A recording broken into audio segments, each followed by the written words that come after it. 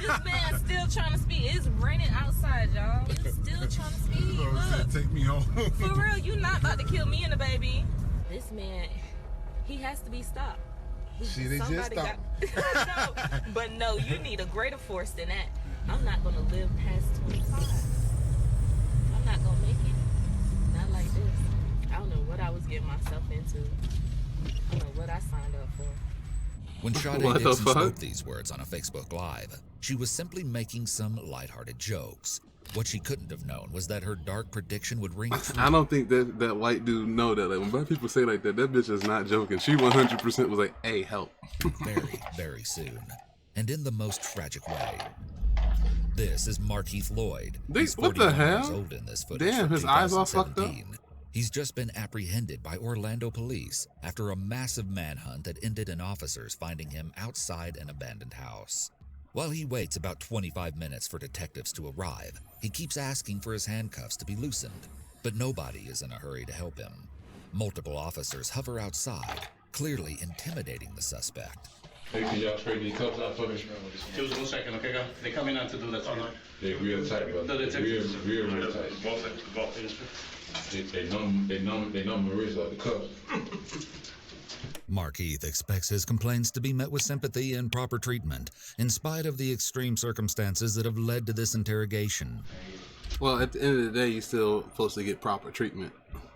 It sucks, but that's the whole point of being a cop. It suck ass, though. Like, if someone, like, raped somebody or, like, there's something real fucked up, it sucks that you gotta treat that person, not with respect, but, like, proper treatment. It just is what it is. Because they don't know. I don't want that to be the case, but that's what it is. You can't say one person gets proper treatment and the other person don't. That's all I'm saying. Regardless of the crime, unfortunately. Markeith's body language indicates physical discomfort.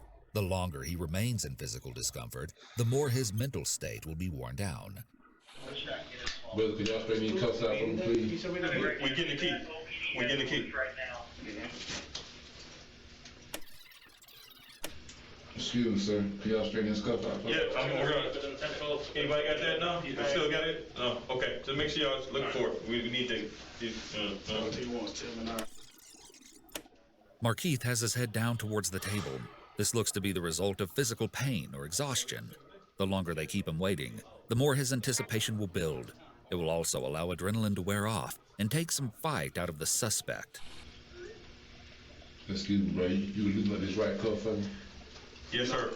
Give us a look. Let me check it. Yes, sir. Come on, man, y'all. Listen, yes, sir. We're gonna take care of it. Right? We have the fire department coming to check you out and look at your injuries right now. Okay, and then we'll be able to manipulate the cuffs for you. Okay, sir? At this point, Markeith has remained relatively respectful, and the officer is reciprocating by calling him sir repeatedly. This, plus his assurances that medical help is coming, are a simple technique to earn trust from the suspect. Man, could you loosen the cuffs up on me, please, brother? Sir, we have a fire department that's gonna come take care of it. Where's that guy? All right. So just found his head on the ground. As Markeith continues to wait, the door is left open and various officers and deputies come by to look at the suspect. However, treating him as an object of curiosity or scorn is likely counterproductive at this point. The animal at the zoo effect is a dehumanizing tactic, which may work counter to the purposes of the interrogation later. Shoot. Yeah, that's what I'm saying. This at least the dude's noticing, starting to pick up, like, these cops aren't being mean to him just because he's a piece of shit. They being mean to him for multiple reasons. But the dude's a piece of shit, so he gives a fuck. Yes. You loosen up this right cuff? We're still looking for that key, man. Man, shit killing me, bro, for real. Oh, yeah, I think we can. A lot of people have commented on this footage that the officers probably could have loosened the cuffs, but chose not to deliberately. For one, this could serve to establish physical and psychological dominance, but there's another, far more personal reason. You'll soon see what that is. Good job, guys. Good job.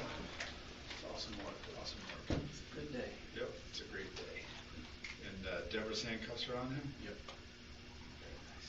Very nice. I gotta bite my lip. Yeah.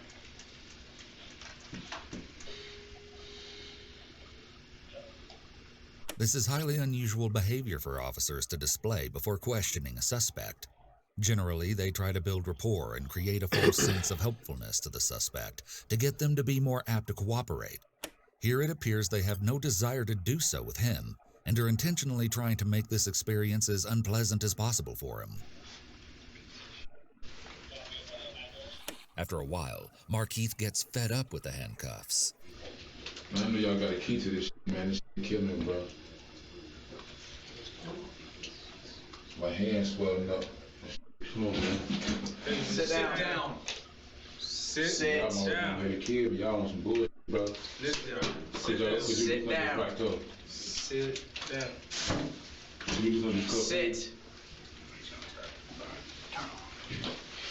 Bro, this tough up, bro. Sit down. And do not get back up. Could you do something this cuff, bro? No. This right cuff? I ain't got no handcuffs. It's fine. Markeith is obviously agitated enough to act out defiantly, refusing to listen to orders. This return to a confrontational aspect is once again altering the state for the interrogation to come. This is a fascinating change in the dynamic between prisoner and keeper. The right cuff fucked up, the left cuff right. They're fine. Cuff, bro. Do you have gloves? Do you guys have a... It cut off the circulation. Bring us a cup. Bring a box. Yeah. You don't have any. Bro, it cut off my circulation. I feel my hand swelling up, my whole hand swelling up, bro.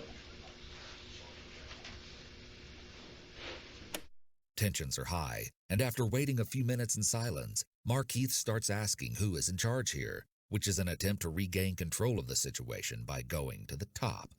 This method almost always fails in detention conditions such as this one. Soon, two men walk in the room. Markeith, I'm Detective Cadiz with Orlando Police. This right coat shit. We'll talk about that here in a second. Okay. Can you sit up and tell me your name? This is the start of the baseline process, wherein the interrogator starts to get an idea of the suspect's demeanor and reactions when answering simple questions. This will later be used to help discern untruthful answers. No, it's killing me. I'm telling you, because I'm with blood circulation. Okay. We can work on that. Let me see the handcuffs. Tell them that for a moment. The detectives finally address the suspect's handcuffs, as it seems obvious that his focus will remain on the pain he is in until it is dealt with, making the interrogation more difficult for them. They appear to loosen the handcuffs, but still don't remove them. I can see space in the handcuff. I can see space between the skin there. I'm gonna open up. Listen, I'm gonna open up just a little bit. Oh, shit. Just a little bit. You understand me? Yes, sir. This time, when Markeith brings up the cuffs, one interrogator is attentive and helpful, sending the message that he cares about Markeith's well-being. This is magnified when the cuffs are finally loosened a bit. There are upwards of 4 officers in the interrogation room. The door is open and more officers are standing in view in the hallway, which is also unusual. Generally, only 1 to 2 officers are in the room for an interrogation.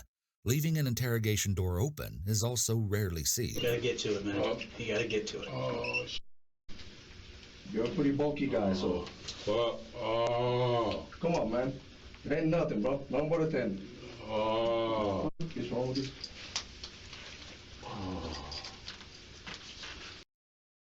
Get to it. Leaving I can see space in the handcuff. I can see space between the skin there. the handcuffs is Dick's handcuffs. Okay.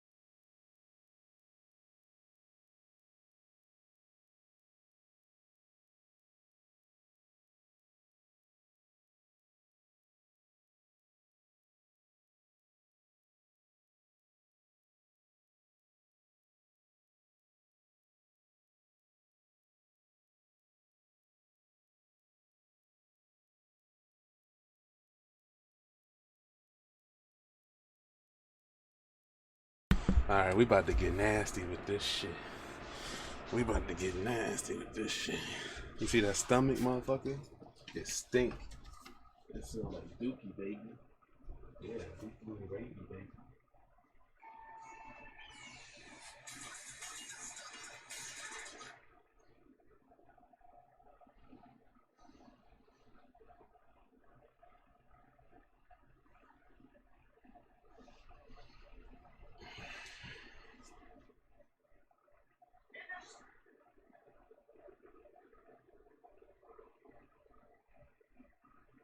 My close friend's favorite band, so I wear this head when he's on my mind.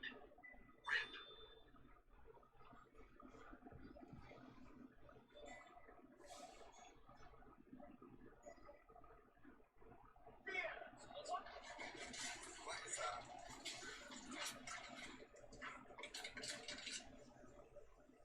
I personally believe that was unnecessary.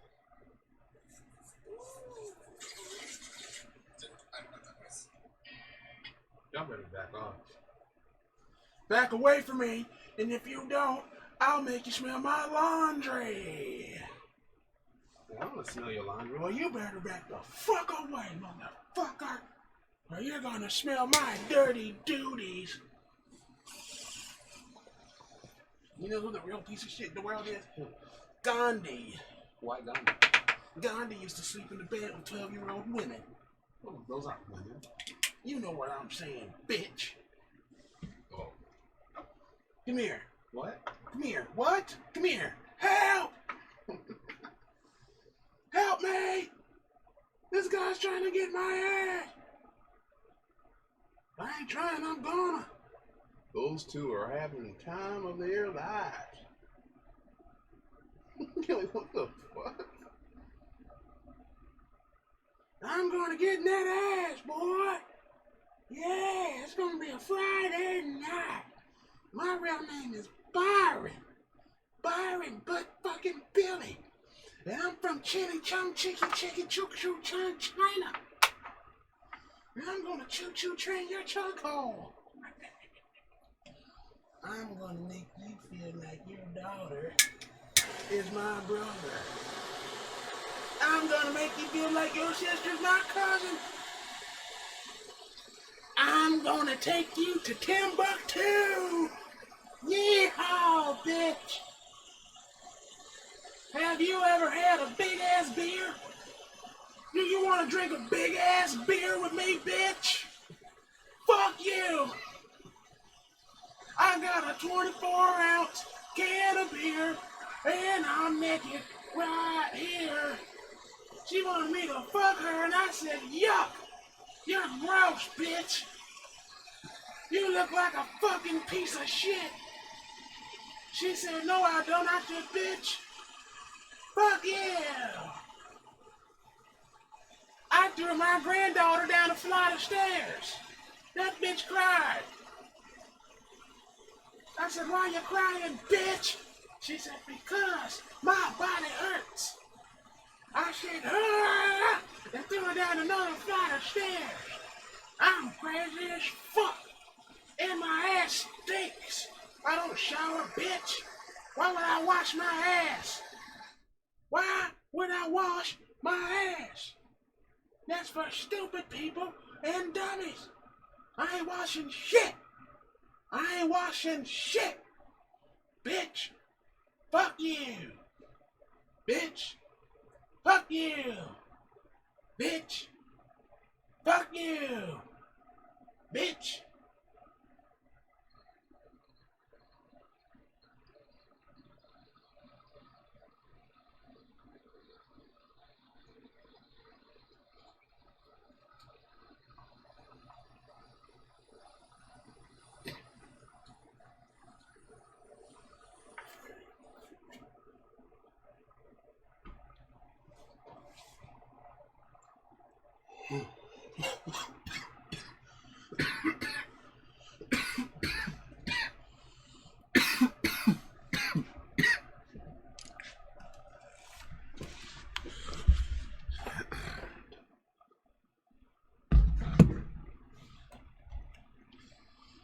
You stupid fucking bitch. You smell like Wendy's. You smell like McDonald's. We can work on that. Let me see the handcuffs. The detectives finally address the suspect's handcuffs, as it seems obvious that his focus will remain on the pain he is in until it is dealt with, making the interrogation more difficult for them. They appear to loosen the handcuffs, but still don't remove them. I can see space in the handcuff. I can see space between the skin there. I'm gonna open up. Listen, I'm gonna open up just a little bit. Just a little bit. You understand me? Yes, sir. This time, when Markeith brings up the cuffs, one interrogator is attentive and helpful, sending the message that he cares about Markeith's well-being. This is magnified when the cuffs are finally loosened a bit. There are upwards of 4 officers in the interrogation room. The door is open and more officers are standing in view in the hallway, which is also unusual. Generally, only 1 to 2 officers are in the room for an interrogation. Leaving an interrogation door open is also rarely seen. You gotta get to it, man. You gotta get to it. Oh, You're a pretty bulky guy, so. Come on, man. It ain't nothing, bro. Nothing but a 10. What's wrong with this?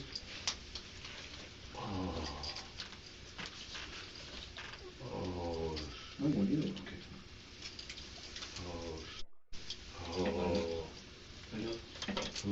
Right there, man. That's all you get right there, okay? If you move it, it's gonna turn up. You didn't even feel it. Didn't even move that motherfucker. Shit killed me, bro. Alright, this one I gotta do real quick, man. Face me. Face me. Face me, Markeith. I'm gonna go ahead and wipe a little bit of your face, alright? I don't think that's gonna do much, but.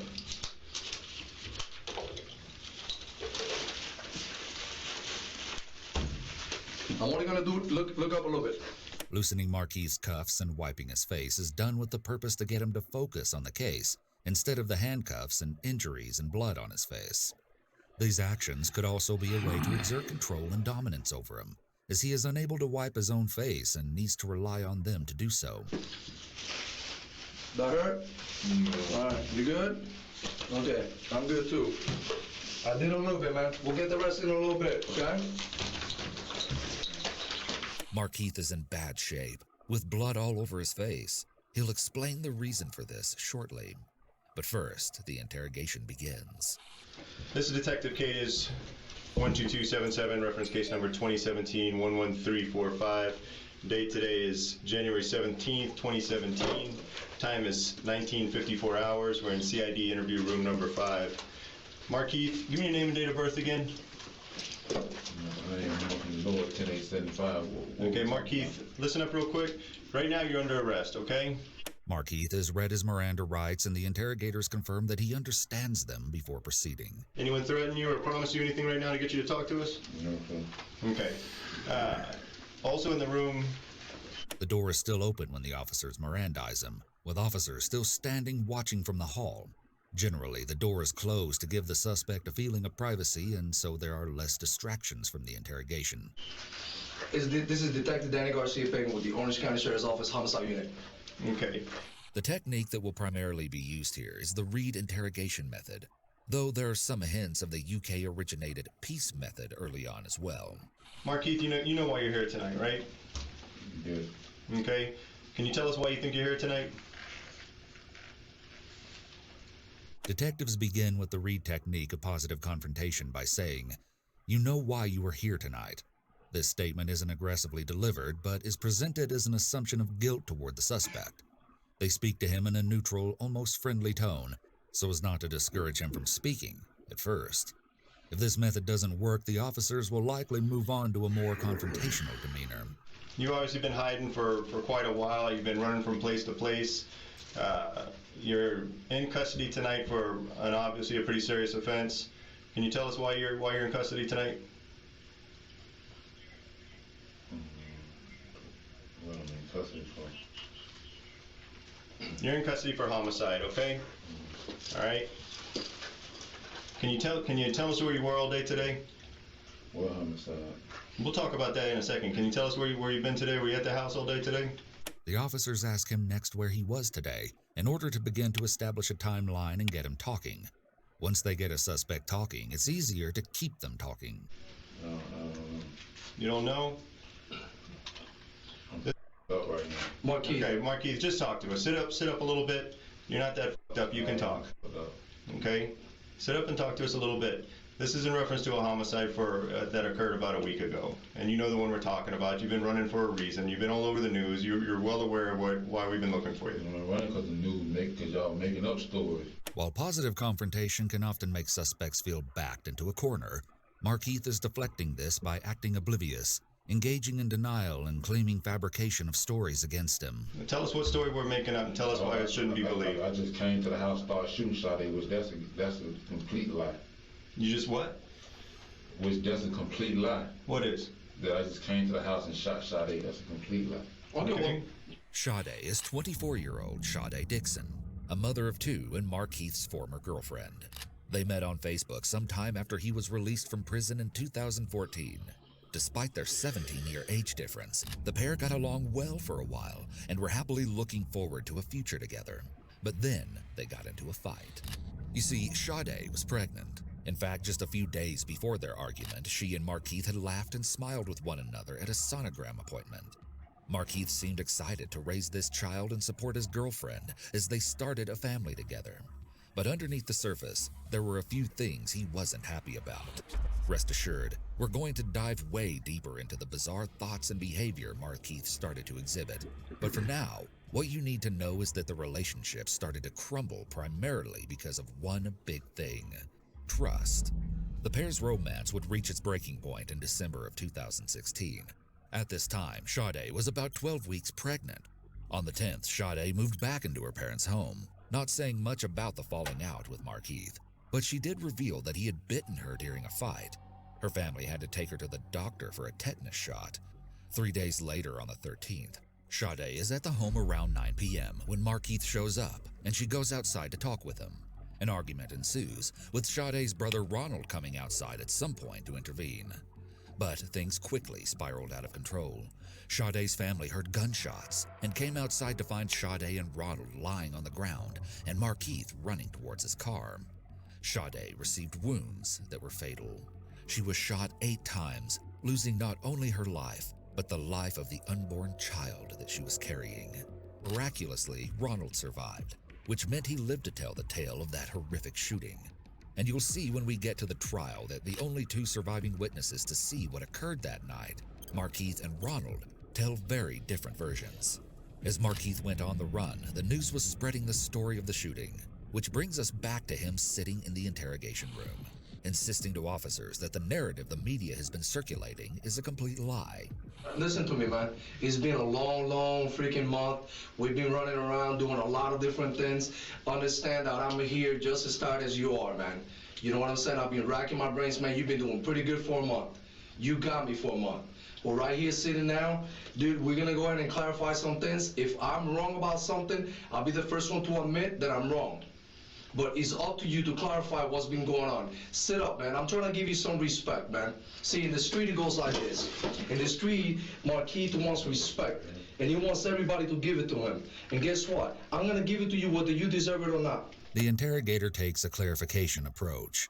This is suggestive of the account part of the peace interrogation method. The peace interrogation method is a less confrontational interview and interrogation method than the Reed technique. The method stands for preparation and planning, engage and explain, account, closure, and evaluate, peace. Under the peace method, investigators allow a suspect to tell his or her story without interruption before presenting the suspect with any inconsistencies or contradictions between the story and other evidence. But right now, you know what I need? I need you to give me a little bit, because I deserve it. Okay? I'm here giving you all the respect in the world. How is respect? Okay, well, all I want to do is talk to you and figure something. It's police brutality, and I ain't dead.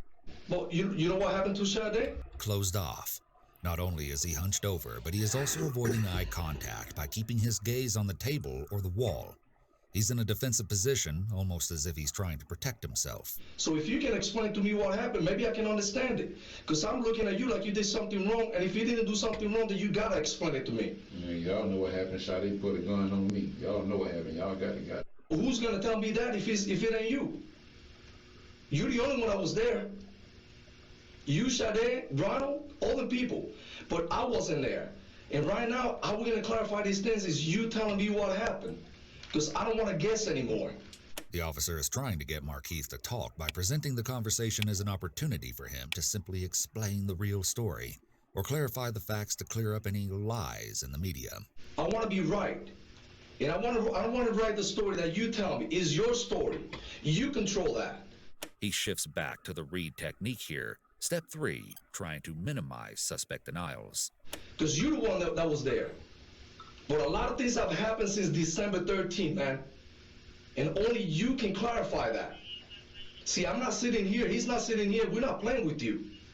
All we want to know is the truth. We're here already, man. This part of the story is already written. Reed Step 1, positive confrontation, involves advising the suspect that evidence has led the police to them and offering an opportunity to explain why the offense took place. That's what we're seeing here. We're going to move forward from here. You write the rest. But what I don't want is for me to give you respect and for you to treat me like I'm a punk. You can't even sit up and look at me. Piece steps 2 and 3 are engage and explain, establishing rapport, and account, which again is obtaining a full account of events from the subject before asking questions. For step 2, interviewers should use active listening to establish a rapport with the suspect, taking the time to explain the background, goals, and expectations of the interrogation, while encouraging the individual to speak up with any of their own relevant comments. The officer is trying to build rapport with Markeith by speaking slang to him and offering the idea of mutual respect, which is often a big deal on the streets. The officer is trying to be relatable to the suspect to gain his trust. Bro, y'all just beat my ass. I don't want to hear that shit. Keith, ain't nobody in this room beat your ass. This is your opportunity. This is the opportunity you have right now. Just beat my ass. I ain't coming here like this. This is your opportunity.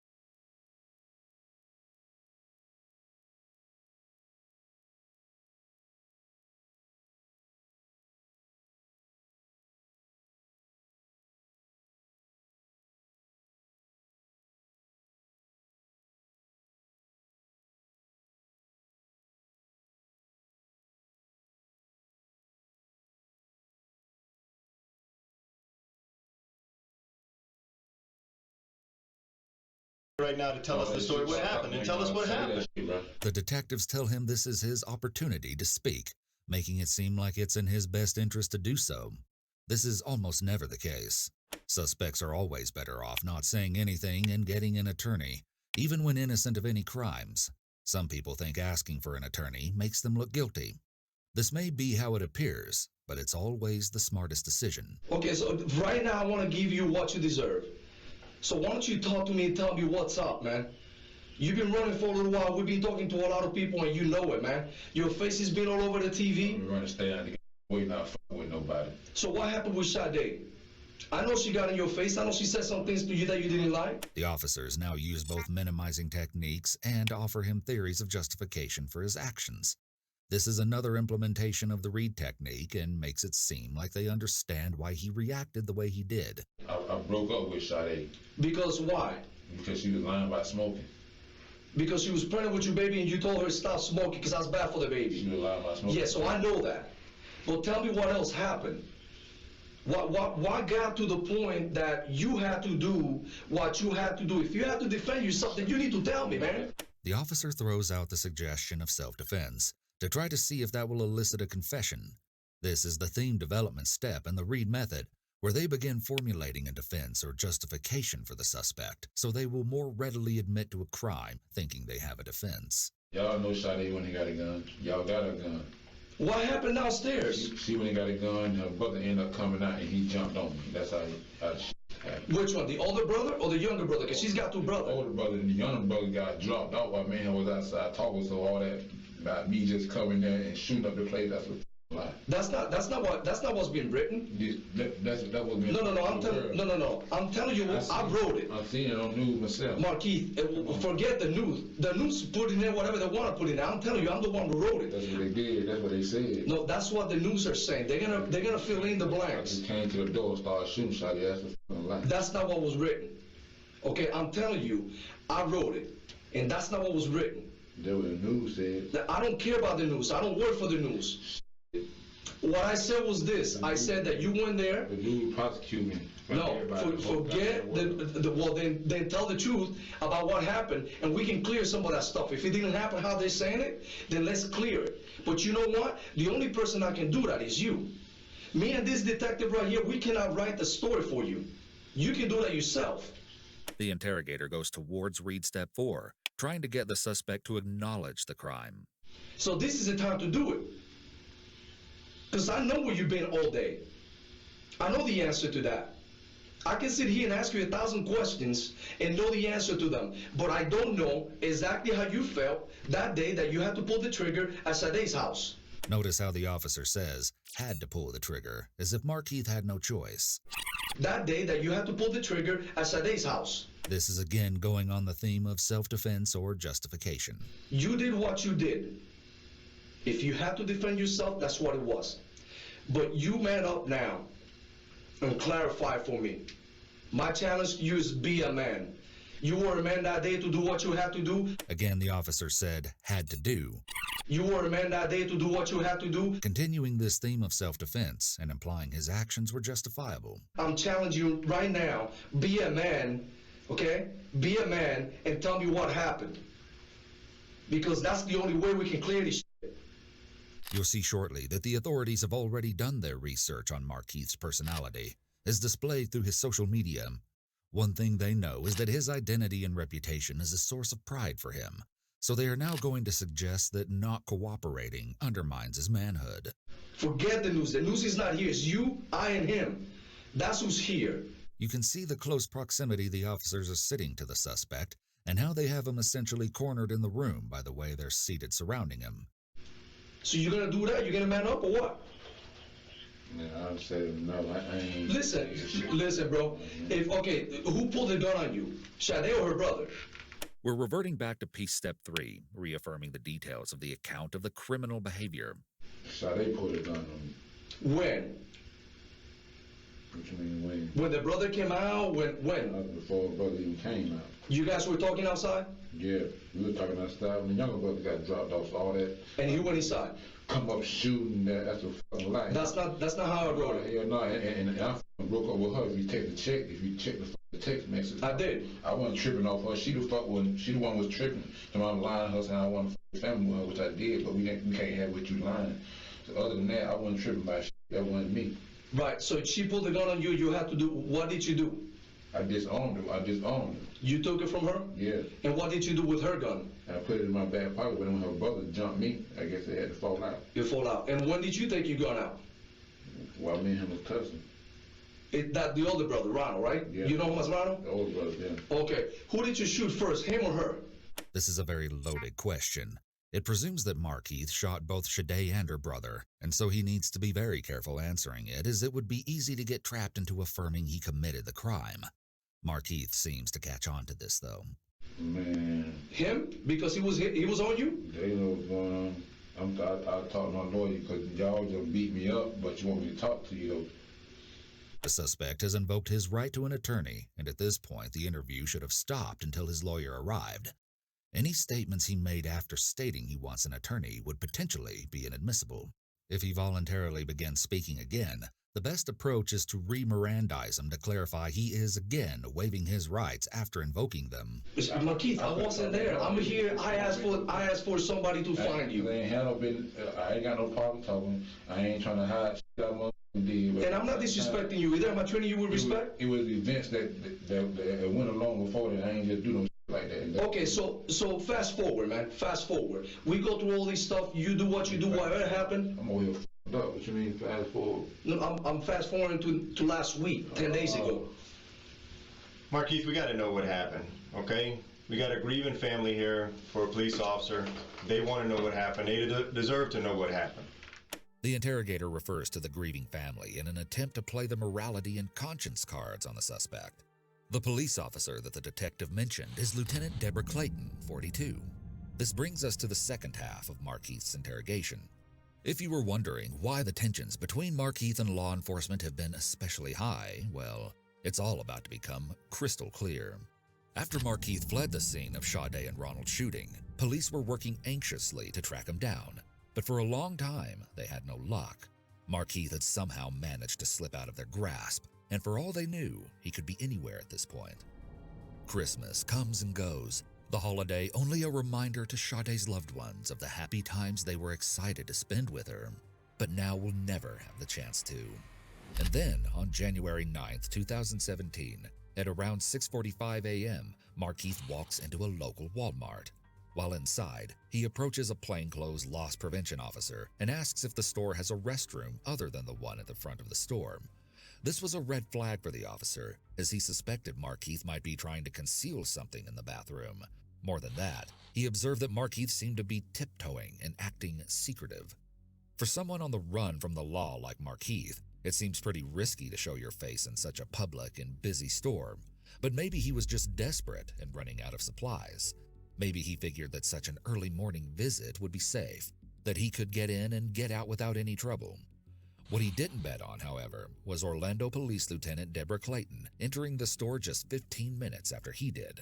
As both parties did their shopping, they actually crossed paths a few times. And then at 7:11 a.m., the fugitive and the law woman were actually in the same checkout line, separated only by 2 customers, before Markeith chose to leave this line and go to another to complete his transaction. Up to this point, nobody seemed to have any idea of Markeith's identity, although I'm sure he must have been nervous to be so close to an officer. Clayton finished paying for her groceries and walked out of the store, and I can imagine Markeith breathed a sigh of relief that she hadn't recognized him. But this was just the calm before the storm. Another woman in the store had noticed that there was no cashier working one of the lines, and so she went to customer service to get an employee. As the two return, she notices that a man has since started waiting in that very line, and so she walks up to politely explain that she had been there first. But as soon as she lays eyes on Markeith's face, her pulse begins to race. She recognizes his true identity. Coincidentally, her cousin had apparently been married to Markeith, and although she herself hadn't spoken to the man before, she knows exactly who he is. Not only did she have that personal connection with Markeith, having seen him through Facebook pictures and videos, but by this point he had also been publicly named as a suspect in Sade's murder, and a news release had listed him as armed and dangerous. Sade's parents had even hosted a press conference outside their home to beg the community for help in finding their daughter's killer. As the harrowing realization dawns upon the woman, she snaps her head back down, saying to herself, "Oh shit, that's him." The lady tried to keep calm while exiting the store, but as soon as she was out the door, she spotted Lieutenant Clayton and ran towards her where she was still putting her groceries into her car. The woman frantically alerted Deborah. "Ma'am, there's Markeith Lloyd in the store. Y'all are out looking for him for murdering his pregnant girlfriend." Totally caught off guard, but determined to spring into action, Clayton radioed in for backup as Markeith made his way out of the Walmart. Within the next about 10 seconds, other shoppers were running and ducking for cover. What we know about what happened here comes from multiple witness accounts. They say Clayton approached Markeith as he was leaving the store and told him to stop and to get on the ground. They claim that Markeith went like he was going to run and then turned around and pulled his gun out. Clayton made one final radio transmission. Foot pursuit, and then officers on the other end heard 3 gunshots followed by complete silence. About 1 minute later, they received a call that an officer was down. One Walmart employee claims to have witnessed the entire scene. She says she had just clocked out when she noticed the concerned shopper approaching Lieutenant Clayton about Markeith's presence. She could do nothing but watch as the situation intensified in the blink of an eye. She says she found herself sitting by Clayton's side and praying for her as she bled out on the ground from 4 gunshot wounds. This employee alleges that Markeith walked up to Clayton after she fell and shot her some more, even though she laments he could have fled after landing a bullet in her hip. This witness later lamented, "He wanted to finish her off. He just has hatred in his heart. I'm sorry." According to this woman, Markeith calmly turned around, walked to his car, started it up, and took off.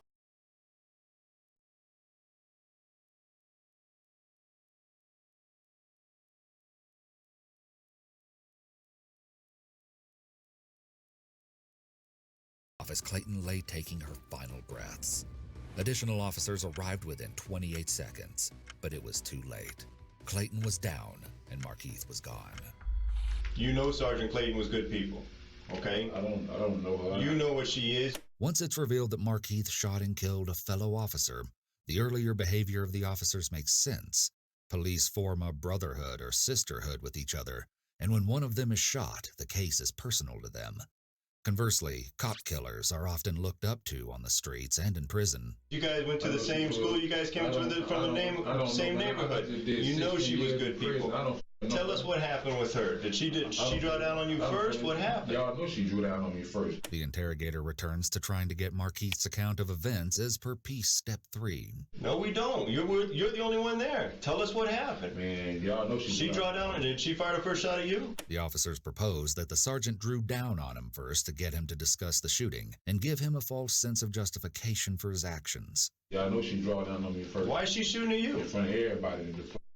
That wasn't professional. If I was a police officer, I'd have sat back and got, she started calling back up. I'd have waited down and followed the guy in the car, see what car he got in.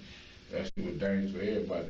Markeith is trying to shift blame from himself onto Lieutenant Clayton when he says that she should have waited for backup and that she wasn't being professional. He's failing to take responsibility for his actions. So she came at you? I mean, we don't know this. This is why we need you to tell us. She came at me. For what? What'd she do when she came at you? Pulled a gun on me. Y'all know she came at me. Okay, we didn't know that she pulled a gun first. This is what kind of stuff we need to know. CPR was performed on the fallen officer, and she was quickly transported to the hospital. About 5 minutes later, the Orange County Sheriff's Office captain sees a vehicle matching the description of Markeith's and follows it into an apartment complex, where Markeith allegedly steps out of the dark car and fires 2 shots towards the officer's unmarked Ford Explorer. Nobody was harmed, but 3 minutes later, a man called 911 to report that a man believed to be Markeith had carjacked him at gunpoint and then driven his vehicle through a fence. 10 minutes after that call, Clayton was pronounced dead. After 17 years in service at the Orlando Police Department, her career came down to those pivotal few seconds where her life was tragically cut short far too soon. Unfortunately, before the Orlando PD had even had time to process their beloved comrade's passing, there would be yet another casualty in this hunt. When just before 10 a.m., a motorcycle deputy responding to the search for Markeith was fatally struck by a van. That morning, 17 schools in the county were placed on lockdown as the chaos unfolded. A news conference is held alerting the public of the deaths and the search for Markeith. One sheriff calls the day one of the worst in his career, and the award for information leading to Markeith's arrest is increased to $60,000. Authorities focus their search on an apartment complex called Brookside, employing a heavy force of police officers and even armed SWAT members. But eventually, they have to call it off and let residents back into their homes as Markeith is nowhere to be found. It turns out that Markeith was very active on his internet accounts, often sharing updates of his daily life, including a Facebook Live video in November with Sade, where the couple rubbed her pregnant belly and talked about the baby kicking. The pair posted lots of videos together, documenting trips to the mall, OBGYN visits, or home cooking sessions. But the inflammatory statuses that the detectives are most interested in include one from 2 weeks before Sade's death, when Markeith posted, "Goals to be on America's Most Wanted." He also shared another update just a couple of days before Sade would die at his hands. This one read, "Orlando, Florida, when you talk about street legends, mention me." The couple also broadcasted a Facebook live stream where Sade recorded as the two were pulled over in a traffic stop. Markeith was let go with a warning, but he and Sade went on to make jokes about killing the officer. Just an interesting side note, Markeith's then 19-year-old son was actually behind bars at this time, and during a visit with his mother, he found out about his dad's situation. My daddy was on the news. For what? For killing that girl. One of his girlfriends. The police too. He killed the police too? Yesterday. Yesterday? I knew.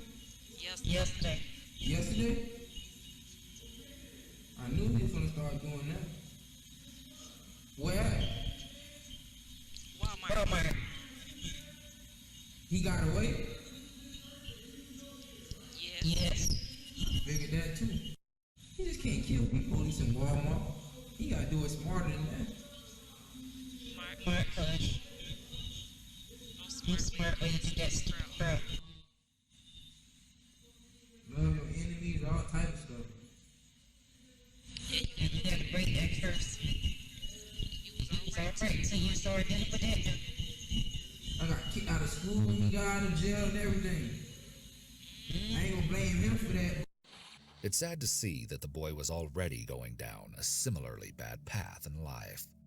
Meanwhile, after another fruitless search and the FBI Most Wanted Twitter account posting Marquis's photo for the world to see, the reward in this case was raised to $100,000, which is the biggest reward Crime Line has ever received.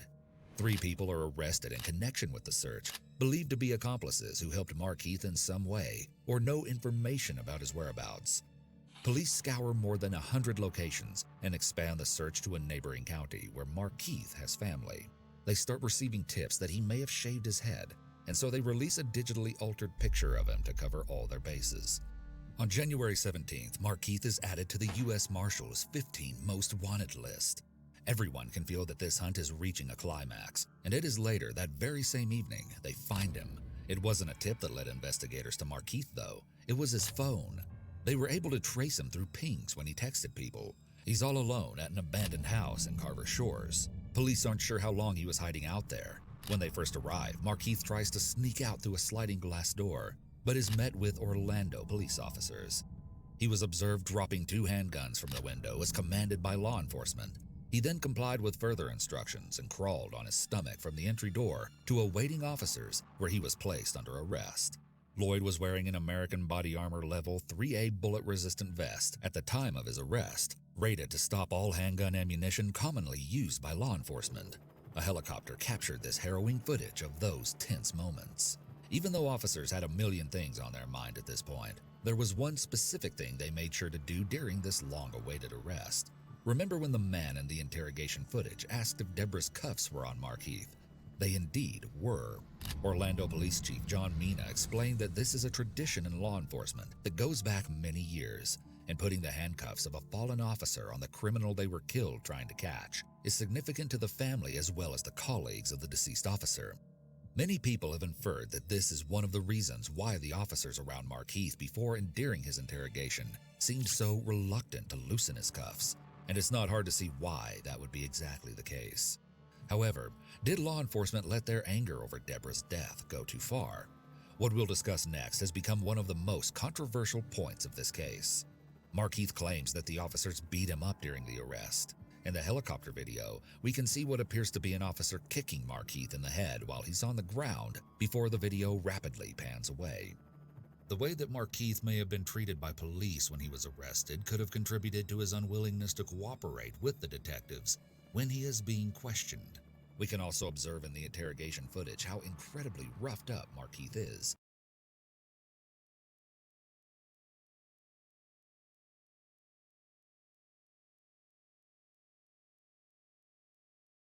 And he repeatedly brings up the fact that he doesn't want to cooperate with the police after they allegedly beat him up. She pulled a gun on you, then what? Man, I need to rest. I need to be better, man. This is your opportunity. Marquis, this is your opportunity. Everyone's been saying all these things about you. This is your opportunity to set the story straight. I just talked to y'all because I ain't tripping. Well, okay, well, if you ain't tripping, man, it's like this, man. No, because y'all don't fucking fuck me up. Marquis, we are not the ones that messed you up, okay? We're the ones giving you the opportunity to tell the truth about what happened between you and Sergeant Clayton. No, Marquis, let me ask you this. Trying to talk on part okay. of them Hey, Marquis, we shot they and let her turn me in. Marquis, check me out. No, Marquis, check me out. You worry about how you feeling right now, okay? Well, tell me something, man. What goes through your mind when you think about your baby in that belly and not living anymore? That baby died because of the actions that happened that day. They're playing the guilty conscience / morality card again. The death of the unborn child.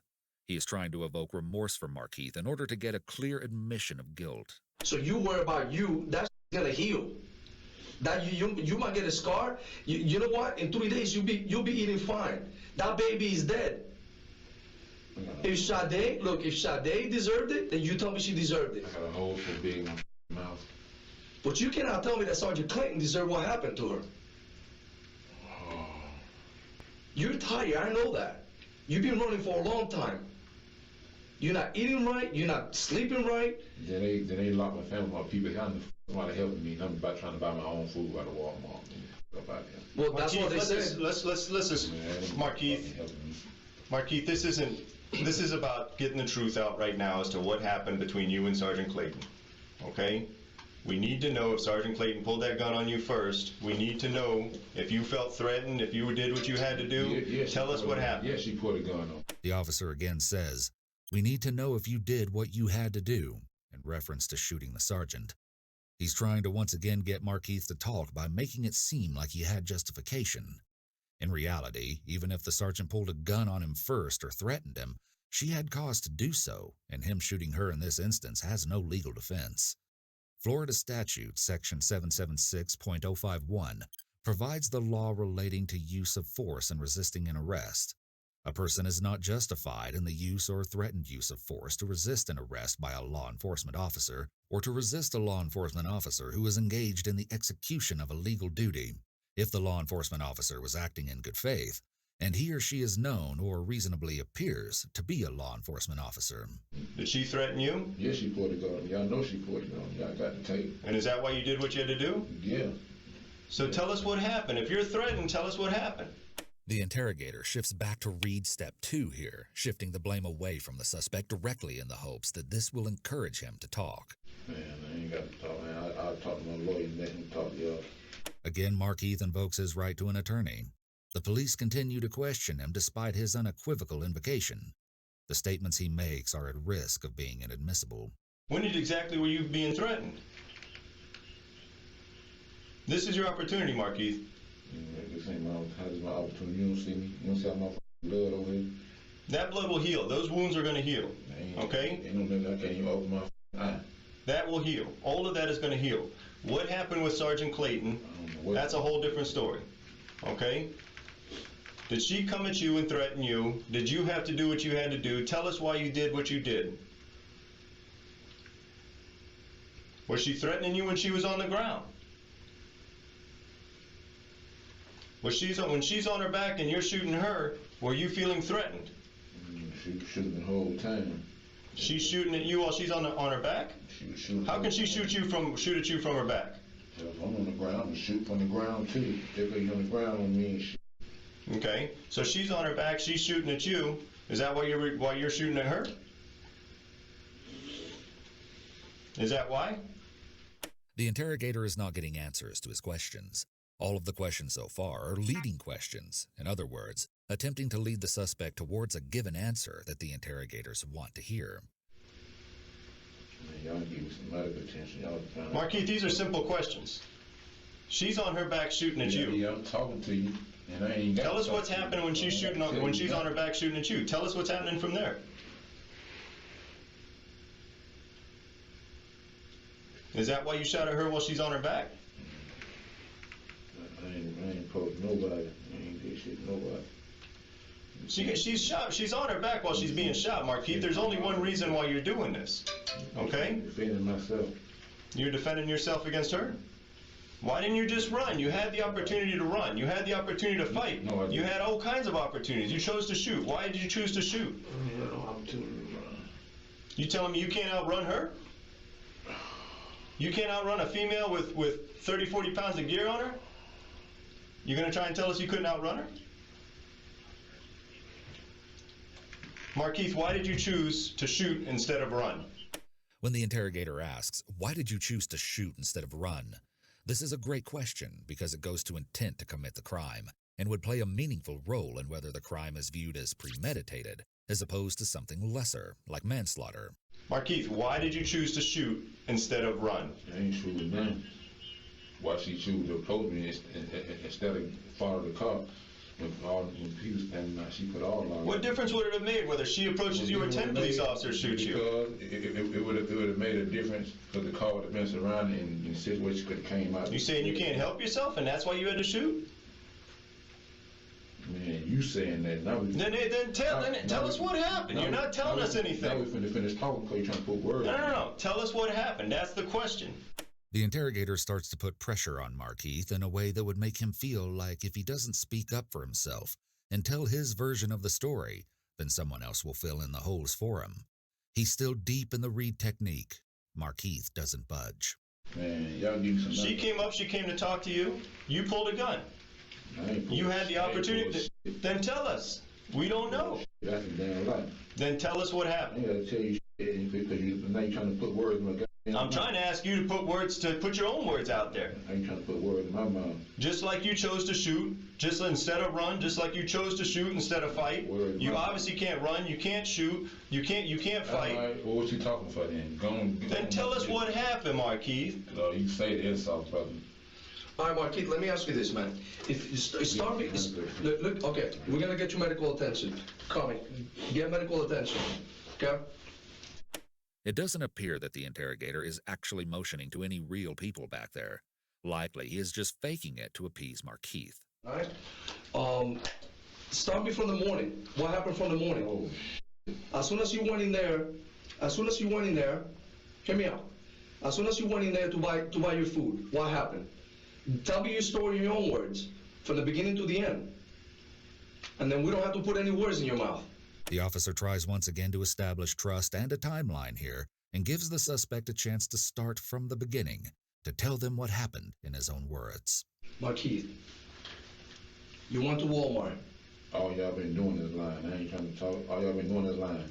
Y'all about people talking about they help me. How the fuck they helping me? I'm in Walmart buying my own damn food. Tell your story then. You went to buy your own food. Because y'all know they went because y'all made up something. Then you tell me the story. Trying to y'all making up shit, bro. I don't have to make up anything if you tell me the story. Markeith, we either hear it from you or we hear it from the people that saw what you did. We hear it from you, or we have to just basically see what the video says. All that's saying one thing. Here's your opportunity to say what happened. Where are you coming from? I need medical attention. I can't. Medical attention is coming. I can't open my eye. Ain't no medical attention coming because y'all bullshit. Why they can't yet? The officers display their true disdain for the suspect here, and clearly aren't concerned whatsoever about his physical well-being. This is not surprising, knowing that he shot one of their own, and also because the injuries were sustained while being arrested by their colleagues. Y'all been saying that. Come on, man. You don't need to open your eyes, Markeith. You need to open your mouth. No. Okay? You can fuck out my motherfucking face going about your business. I don't need to open my eye and open my mouth. What do you think you talking to, brother? The pushy and straightforward approach got a rise out of Markeith. But will it get detectives any closer to their goal? Markeith, this is the opportunity that we're talking about. This is the interaction you obviously had with Sergeant Clayton. Sergeant Clayton attempted to do the right thing with you, and you chose to do what you did. Go on about your business, brother. She tried to do the right thing, you did what you did. You said what you want to say. Go on about your business, brother. Until we hear different, we gotta go with what everyone's telling us. We gotta see that basically you gunned her down for no reason. You gunned down a police officer because basically you're too scared to run. Don't know about your business, brother. In this case, it seems that provoking Markeith has only caused him to shut down completely. The interrogator reverts back to read step 1. Until we hear different from you, that's the only option we see out there. We see you gunning down a police officer while she's on her back. Tell us something different. What did you shoot at the other police officer over there when you ran from your car? Markeith, man, I'm trying to give you the respect that you probably don't ever deserve. The interrogator continues to refer to treating the suspect with respect. This is a falsehood, as there is probably no medical support coming at this point. The appeal is to respect, manhood, to gain the trust of the suspect. However, as you'll see, this backfires shortly. Why don't you just tell me, bro?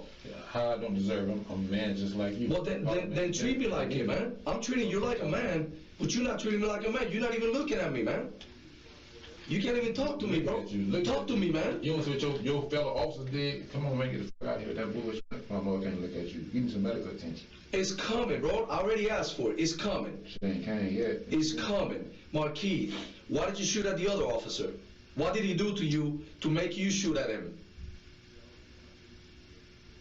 Did he come at you wrong too? I mean, you gotta tell me something, man. Man, y'all got me here. I'm in pain. I'm under duress, and y'all just in here just trying to drill me. I ain't got something to tell y'all. I'm under This duress. is what we're trying to figure out. Are these officers threatening you? Man, Are you taking these actions because officers are threatening you? I'm under duress and I'm in pain. Y'all gonna beat me up. I'm bleeding to death over here. I'm under duress and I'm in pain. Spit coming out my swallow, spit coming out air, blood coming out air. Well, I'm under duress and y'all here questioning me, and I'm under duress and I'm in pain. I'm hurting. Those two things ain't gonna change, Markeith. Your pain ain't gonna change for any time soon, whether medical attention sees you or not. The duress, whatever, okay?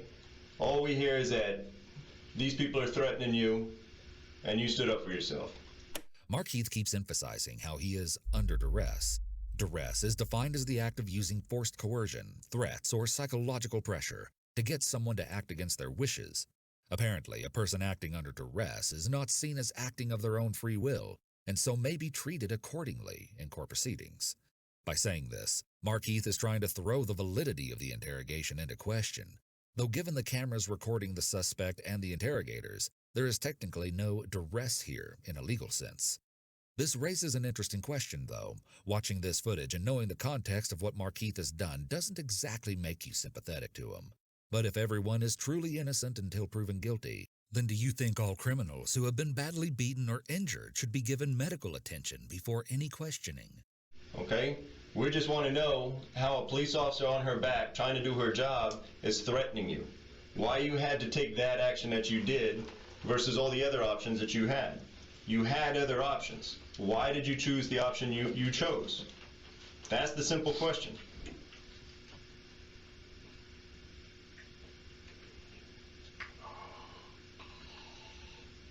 Can you tell us if the deputy was threatening you at the Highland Oaks?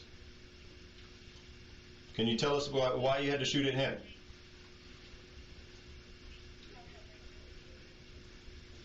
Markeith. Tactics so far haven't been working, and so the interrogators will now try to rile Markeith up. You've led nothing but a gutless life, man. You shot at all your women. Sade ain't the first woman you shot, okay?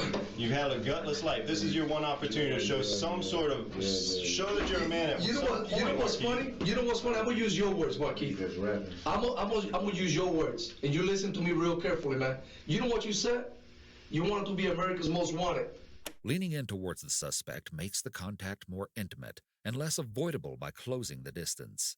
You were legendary. Yeah. No, I'm talking to you man to man right now. You know what a legendary motherfucker does? He freaking steps on his 2 feet and he freaking stands up and says, "This is what I did." You want people to respect you and fear you. Cause I was just on the motherfucking phone telling the woman called me that I was gonna get shot. They dead and they turn me in so they can get the reward. Yeah, okay. Well, you know that's after the fact. Although attacking Markeith's character has spurred him to talk and defend himself, he's still not giving the information they're looking for. He instead claims that he was going to let Shade's father turn him in, so that her 2 young boys, ages 2 and 8, could get the reward money. I'm talking about you talking about being America's Most Wanted. What do you mean by that? You don't know me. Oh, you talking about being legendary. What is that about? About me standing up for myself. Standing up for yourself? Anything. Y'all police killing our kids with their hands up. Mm-hmm. Yeah, you talking about? You killed a baby, man. Police killing our kids with their hands up. You killed a baby. That wasn't me. You killed a baby. So don't even judge me on that. That wasn't me. That wasn't you. No. Oh, that's legendary. That's a real man. That wasn't even meant to happen. That was meant to happen, but it happened. No, it wasn't meant to happen. But it happened. Yeah, but I ain't jumping on nobody. Huh? I ain't jumping on nobody. Somebody jumped on me. Somebody jumped on you. You're a grown-ass man. We're talking about a baby, 3-month-old baby, in the belly. I'm talking about no baby, because there wasn't no baby that jumped on me. So what you talking about? I'm talking about the baby you killed, man. All right, brother. You see what I'm saying? So it's okay for you to talk tough, but when I talk tough to you, you want to backpedal, man. And you ain't talking tough. You just trying to talk to get me to talk, but I ain't. I ain't trying to get you to talk, man.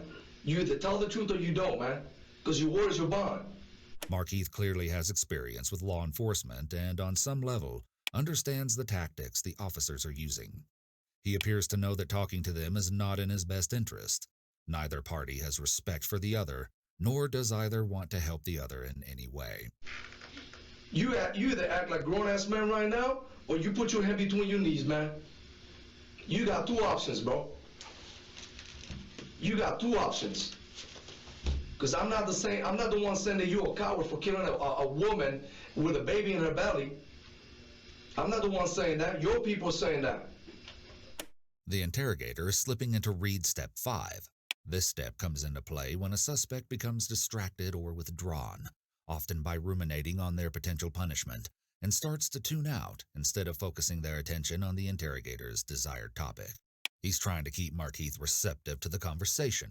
Markeith then gets quiet, but offers no emotional reaction of note. Interestingly, the interrogator does not really pose the alternative use in read step 7. This would entail presenting two choices for why the crime was committed, both assuming his guilt but one being more justifiable and understandable. Many suspects believe that latching on to the more morally acceptable answer will result in a less harsh punishment. But the truth is that both options are incriminating. You ran for 30 days plus, but we found you. So at the end, you weren't that smart after all. But you know what, Markeith? You know what, Markeith? You done your time, man. You done a long, long time. You know the system in and out. And you get to live for as long as you want to live. When God says this is your last day, that's your last day. But Sergeant Clayton didn't have that opportunity because you made that choice for her. Sade and that baby, they didn't have that opportunity because you made that choice for them. Luckily, her brother lived. I ain't made. Bro, your actions, man. I'm talking about your actions. And then you run because you don't want to face reality, bro. I ain't gonna get no motherfucking guns. I ain't made shit. I ain't jumping nobody. I ain't made shit so you can kill that. Some researchers have posited that the moment an interrogation turns into an argument, it fails. After being granted access to over 1,000 hours of interrogation tapes, one team asserted, "You need to remember what your purpose in that room is. You're seeking information. You're not there to speak on behalf of the victims or the police. You might feel better for getting angry, but down the road is retribution. If you find yourself having a go at someone, ask yourself, what am I achieving by this? Because they will stop talking to you." This is an interesting perspective to keep in mind as Markeith's interrogation goes on. Tell me the reason why. You killed that baby. Tell me the reason why. You shot Ronald right straight in the chest. You tell me the reason why. As the interrogation goes on, Markeith starts rocking back and forth slightly. This is a self-soothing behavior that sometimes comes out during extremely stressful situations. You defending yourself? Then tell me the whole story and I'll listen. You shot Sergeant Clayton because she threatened you. She's giving you commands to stop and you kill her because she pulls a gun on you. That's her job. That's your option. That's your choice. So you a badass, man, when you do your thing, but you can't even face me and talk to me about it. Because there's no way in hell that you can believe your own words, man. Markeith putting his face down on the table shows that he is further disengaging from the questioning. What about that other cop? Because he got behind you, you got the option of shooting at him? Luckily he didn't die. You know what we told you, Mom? That we didn't want to hurt you, man. We didn't want to kill you. We wanted you to face justice, and here you are alive. Y'all been trying to kill, but what you talking about? You are here alive, man. And y'all done framed murder on me already and everything. And y'all don't want to kill me. Motherfucker city been trying to kill me. So did we frame Sade's murder too? Shit, y'all done framed murder on me before. Did we frame Sade's murder on you? No, but y'all motherfucker let the motherfucker. Did we frame the baby murder on you too? Y'all was with that. Huh? Did we frame Sergeant Clayton's murder on you? Y'all was with that. Oh, you can't say that though, right? Y'all let new people lie. So you're the victim here now. Like I just came with them and just went to. You're the victim here now. That's a code. Tell me that. That's the code, brother. Lie. You fucking around with the victim to y'all lies. Tell me you're a victim and I'll give you a freaking hug. Because that's what you sound like right now. See, a real man will tell the truth. A real man will tell the truth. And I thought, you know what I thought today? That I was going to come sit down in here and talk to a real man. By questioning his character and his manhood, the officer thinks he can get him to talk to defend his manhood. However, it doesn't seem to work on this suspect. They call him a punk and a bitch. They likely chose those words deliberately. Calling someone a punk or a bitch in prison is seen as a huge insult and a sign of disrespect. They're trying to push him into defending his manliness. This is another Reed technique called behavior-provoking questioning. They're trying to get a response by challenging him and angering him. But even then, you can't even say that. You want to be legendary with lies. See, that's a punk move. Everybody tells me, man, that guy's for real, man. Right now, I don't see that. Anger will often get suspects to blurt out an admission of key facts. The interrogators aren't getting the response they want out of Markeith, so they continue to badger and insult him. Markeith, just, I mean, you every time you have an opportunity to show that you're the man you talk about, that you're this friggin' badass you talk all that shit about how you ain't going down without a fight, and as soon as the officers confront you in the yard, you bow down like a bitch in body armor. The other interrogator jumps back in with the same goal, trying to evoke a reaction, and he almost succeeds at this point, but Markeith quickly stifles it. So what are you now? I ain't come out being no badass. What the fuck you talking about? You talking all this shit about how badass you are, but when the officers confront you at the house on Lescott, what'd you do? All right, man. Well, all right, bye. You bitched out. So you get confronted by a female at the front door with your unborn child in her. What do? You light her up. Sergeant Clayton's trying to do her job and tell you what to do. What do? You hide behind a pillar and you light her up. Because you a bitch in body armor. Yeah. Come out and say what happened. Yeah. You running around talking shit on social media, saying this and jibber jabber and that. Here's your opportunity to talk about yourself. You can stop say talking. What happened. Like bitches and all that shit that I ain't never disrespecting. I ain't gonna let you disrespect me. What you want us to do? You sitting there looking down, bleeding. You sitting down there. We're giving you ample opportunity to say what you need to say, to speak the truth. And what do you do? What opportunity do you take? Bro, what are you talking about? I'm treating you with respect. You ain't telling me nothing either. So it's not about getting respect or not getting respect, because you ain't saying shit. You've been treated right your whole life. You've had people treat you right your whole life, and what do? You put bullets in them. Because you're a punk. Because you put bullets in people to treat you right. What did Sade ever do to you? What did that unborn child do to you? Nothing. You're a little bitch that puts bullets in people when they do you right. Markeith, tell me something, man. Ain't no more rap. All right, check these out. What do I tell Sade's mom? Hey, last thing I'm going to ask you, man. Hey, I'm going to ask you this. What do I tell Sade's mom? Do I tell her that you're sorry, that you said you don't care, that it's her fault that she's dead? What do you want me to tell her? No rap. Huh? You were going to call her parents to call so they can turn you in and get money or whatever. No, I was going to call her father. Her father, all right. So you're going to call her father, but call her stepdad. Is that going to be your I'm sorry? Here's some money. That's all she was worth. $100,000? The interrogator is now shifting from personal attacks on Markeith to focusing on the families of the deceased, trying to evoke a sympathetic reaction so that Markeith will talk about the crimes. No, it wasn't about no money. So what was it about? You were tired of running? All I need to know is, what do I tell these people? You know, another deputy going out there to help out after you kill Sergeant Clayton, die. What do I tell his parents? That it was in vain? That these people died for no reason? What do I tell them? Because to me it's more important what the family has to hear coming from you. Because I don't think you're ever going to say sorry to them face to face. So why don't you just let me do that? Why don't you just tell Sade's mom, tell her stepfather, her father, whoever, this is what it is, and I'll go tell them. And you tell me, and we'll go tell Sergeant Clinton's family, this is what it is. I mean, if you're sorry about it. That's a simple question, Markeith. Are you sorry about it? Are you sorry it went down like it did? Is that what you wanted all along? Is that what did you walk into the Walmart that day to say, I'm going to kill the first police officer that says shit to me? Is that what you walked in there thinking? You obviously didn't want to die. That's why you're wearing body armor, right?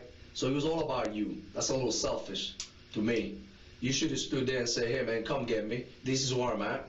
If that's what you wanted, if you wanted to fight. See, you're not the type of man to hide. I know that.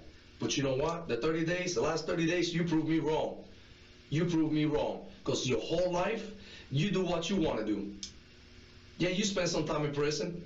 That was a small price to pay for all the shit you done in your life, and you know it. And you stupid motherfucker, I ain't did shit in my life, so you can shut your damn mouth. I ain't never did shit. I ain't never had a felony tied with a predator. The fuck you talking about? Now you just rapping. It's unclear which insult specifically triggered Markeith to become confrontational here, but the interrogator will latch onto this opportunity and start plugging into it to evoke more from Markeith, if possible. I'm just rapping? Yeah, but I ain't never get in trouble. You just rapping. I'm just rapping? Yeah, you just rapping. So one day you decided to go on freaking shoot Sade. Oh, I'm sorry. Hold on. Let me see. Oh, she came at you with a gun. But you don't want to tell me the whole story. Oh, wait a minute. Sergeant Clayton, the same thing. She came at you with a fucking gun, right? Oh, you're a fucking victim every time.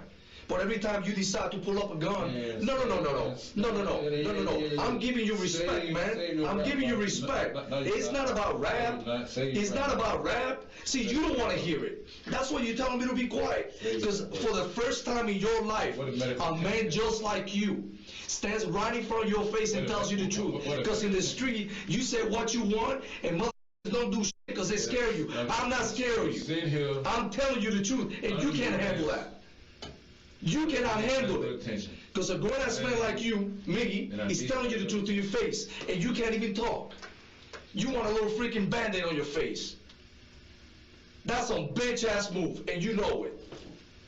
Man, you worry about the little blood coming from your face. You forget that I was there, and I looked at Sade. You forget that I was there, then I went over there when they split her wide open, and I saw what you did to that baby in the belly. See, I was there. Brother. But to you, you're a victim. You slide, brother. You're a victim. You want some victim compensation?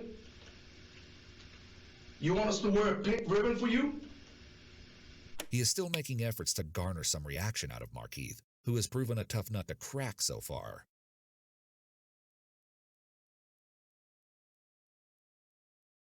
Baby in the belly. See, I was there. Brother. You want some victim compensation? Axel's intense demeanor. This isn't quite a good cop, bad cop scenario, but he's trying a very slightly softer approach, and yet this evokes a brief anger response. Markeith, you want us to say anything to the families of these people? We're going to go talk to Sergeant Clayton's people. We're going to talk to Sade's people. Okay? We're going to talk to the deputy who was killed chasing you's people. You want to say anything to them? It all to that woman who's probably one of the truly nicest, biggest heart police officers I've ever met in my life. A woman who truly gave a shit about this community, who truly got into this line of work to make the community a better place. And you shot her down like a fucking dog because you're a little. Okay? You want anything to say to that family? Your mama. Huh? Your mama. Whatever, dude. You're a little bitch and you know it. You want to say anything to that family? Do you want to say anything to that family? Your dad is a big thing for to get some respect and you disrespect more. What respect do you deserve? You deserve the respect of any rabid dog on the street. Alright, well go on then. What the fuck you stood in front of me for then? That's about the smartest thing you've said all night. Go on about your business. Smartest thing you said all night. Go on about your business. What you still here for? Yep. You got that right. What you still here for? You got it right. Ain't no market, nothing. Y'all gotta give respect and give respect. Did I give it to you? I gave it to you, right? I gave it to you. I talked to you like a man. I talked to you like a man. I talked. Let me ask you something. Did I disrespect you? Did I disrespect you? Yeah, both of y'all. How did I disrespect you? Yeah, you been calling the same shit too. Because I told you the truth to your face. I didn't call you no names. You don't want to hear the truth. I didn't call you no names. You know what I did? I told you the truth. I told you the truth. But man to man, if you're not going to freaking tell me the truth, if you're not going to talk to me like a man, then tell me that. Tell me, man, I can't do it. I cannot talk to you like a man. Just say it. The officer is linking his unwillingness to talk man to man to him being a punk and a bitch to try to once again invoke behavior and get him to talk to prove the officer wrong and that he is a real man. This approach isn't working. Markeith seems to have no real concern for anything they're saying and still seems focused on his medical needs and the fact that the cops allegedly roughed him up upon arrest. I think I got a hole in my mouth. Y'all talking about other. Sade had a bunch of them in her body too. And so did that baby. And so did Sergeant Clayton. You want to compare holes? We can compare holes. Yours gonna heal. Okay? Your wounds are gonna heal. You're gonna be fine.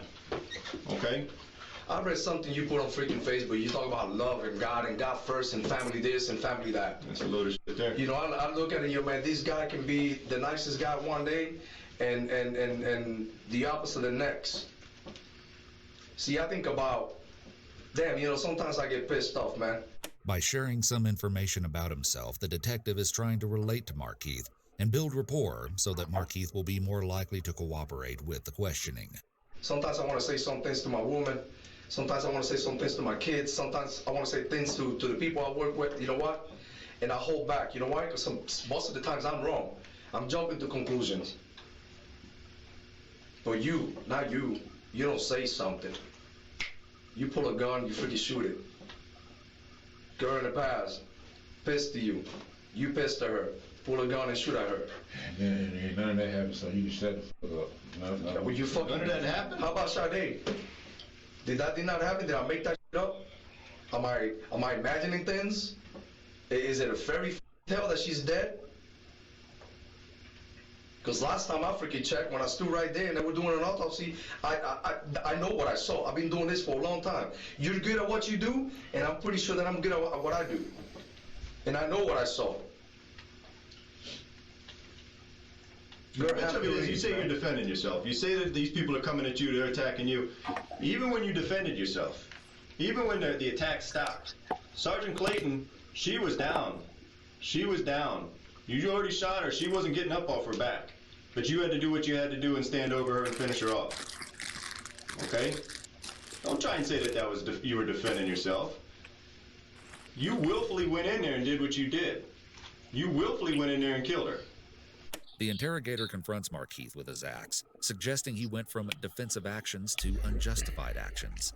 The witness who sat beside Deborah in her last moments would later claim that it looked like Markeith was trying to unload his gun on her and get rid of her like it was something personal.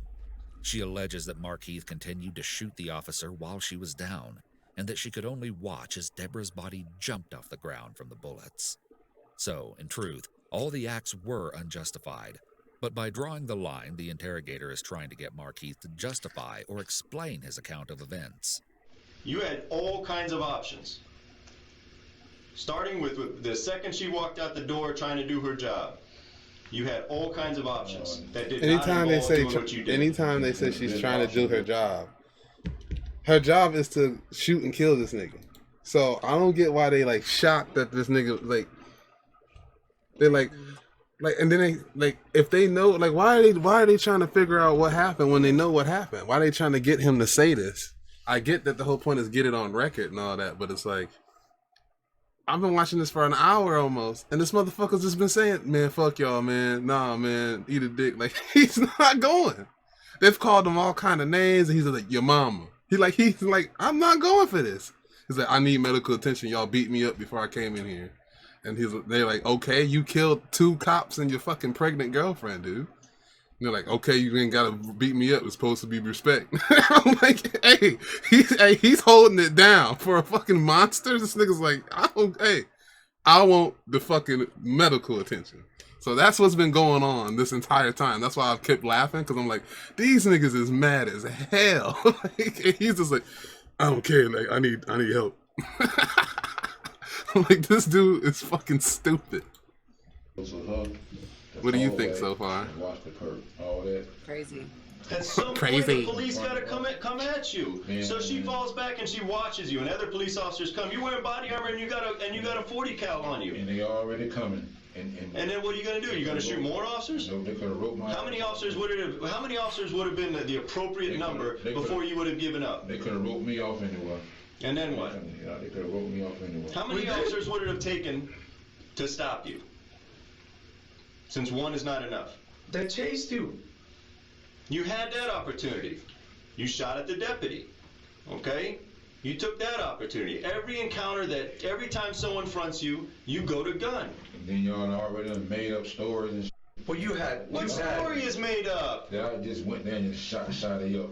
You've had 30-something days to come and tell your side of the story, but you chose not to. So don't talk to me about stories. No, you said the fuck my niece told y'all And y'all not responsible for what the news people play, man. Y'all get the fuck out of here. No, your niece told me 2 stories. That's why she ended up over there handcuffed and in jail. She told 2 different stories. So don't be confused. I clarified all your freaking doubts. I sat down and I talked to her. But you've had 30-something days to come and tell your story. You've had 30-something days to... Sit down and talk to her and say what? You could have prevented... Sit down and talk to her and say what? You could have prevented your niece from going to jail by coming in here the very next day and say, hey, this is what happened. Here the interrogators turn Marquis' frustration at his niece being jailed and harassed back on himself, telling him that his own actions led to her being detained and questioned. They're trying to change the theme of the interrogation. You didn't do that. Cause she ain't did shit. How the fuck motherfucker doing Day 2. Yes, she did. And I'm in Walmart trying to motherfucker. She did. She went and got money for you. And she went and got that money from my motherfucking daughter. That's my motherfucking check I worked for all week. And I told and brought it to you. And I told him to give it to my motherfucking child. That wasn't my motherfucking daughter. What the fuck y'all talking about? Y'all know what the fuck y'all talking about. Well, that's what she said. She got the money for you. She ain't told you shit. I know damn well she ain't told you because she ain't brought me shit. That was for my motherfucking child and my motherfucking grandbaby. So y'all can kiss my ass with that bullshit. Ain't nobody gave me shit. I gave away every motherfucking thing. Ain't nobody gave me shit. Ain't nobody gave you free food? The interrogator uses the opportunity of Marquis' angry outburst to confront him with other sources of evidence, such as phone records. Nobody gave me shit. Ain't nobody gave you free food? Nobody gave me shit. I bought my own, got my own shit. Well, you don't think that we're capable of, looking at your phone records, talking to people? You don't think that we went and talked to these people and they said, yeah, we talked to them. He asked for money. He asked for food. This is what... I ain't asked nobody for no motherfucker. That's a motherfucking lie. So they lied on you. The interrogator knows Marquis cares about the people close to him. Let's go here. It was to play on his concept of remorse. However, there was even less success here. More officials come in to take photos of Marquis, cutting his shirt off and documenting his injuries. After a little while, medical assistance arrives for Marquis as well. Marquis was treated at a medical center for about 20 hours smashed his nose. before They being definitely taken fucked to that dude Orange County Jail. And then, on January 19th, bright and early, he had his first court appearance, on charges related to Sade's death, that is. As far as legal trouble goes, this was far from Marquis' first rodeo. Marquis did have a history of criminal activity, going back 2 decades. In 1995, when Marquis was about 20, he had been arrested on a murder charge, which was later dropped because a witness lied about key information. Then in 1998, he was accused of battery on a law enforcement officer and spent 4 years in jail. Marquis attacked at least 1 guard while doing time for dealing drugs, and in 2010, he was caught with homemade weapons while in federal prison, which he said were 2 shanks for protection hidden in his hair. While behind bars, he pleaded guilty to cocaine possession from a prior case. Marquis got out of jail in 2014, and in 2015 he got married, but within 6 months of the wedding, he faced domestic violence charges against his wife, although they were dismissed. All in all, records show that Marquis has been arrested 20 times since 1994. But despite all the experience Marquis had being in the courtroom, he was quick to make a bad impression on officials during the first appearance for Sade's case. Marquis started out by declaring that he will be defending himself in court. Choosing to represent himself was a bold choice. Marquis may have had some grandiose traits, believing that he was so superior that he could do better than a lawyer. He may have enjoyed the feeling of power as well as the attention. On the other hand, it's also possible that Marquis had such a mistrust in authority that he felt he couldn't rely on a lawyer to be on his side. It's clear that nobody really thinks this is a good idea. But as the conversation goes on, Marquis gets fed up and starts interrupting, cursing at the judge repeatedly, as you can see in this clip. Okay, so here's what I'm going to go ahead and do. First of all, I got questions to ask. You're here for first appearances on awards. Y'all making up like I just went in there and shot this girl, endangering my family. Okay, a judge is a... What if other people want to do something back? Y'all portray this to the news people. Like I just went in there and shot this girl when there was other guns found on the scene. And all kinds of guns were pulled on me first, but y'all acting like I just went in there and shot her. Her little brother got dropped off while me and her was standing there talking.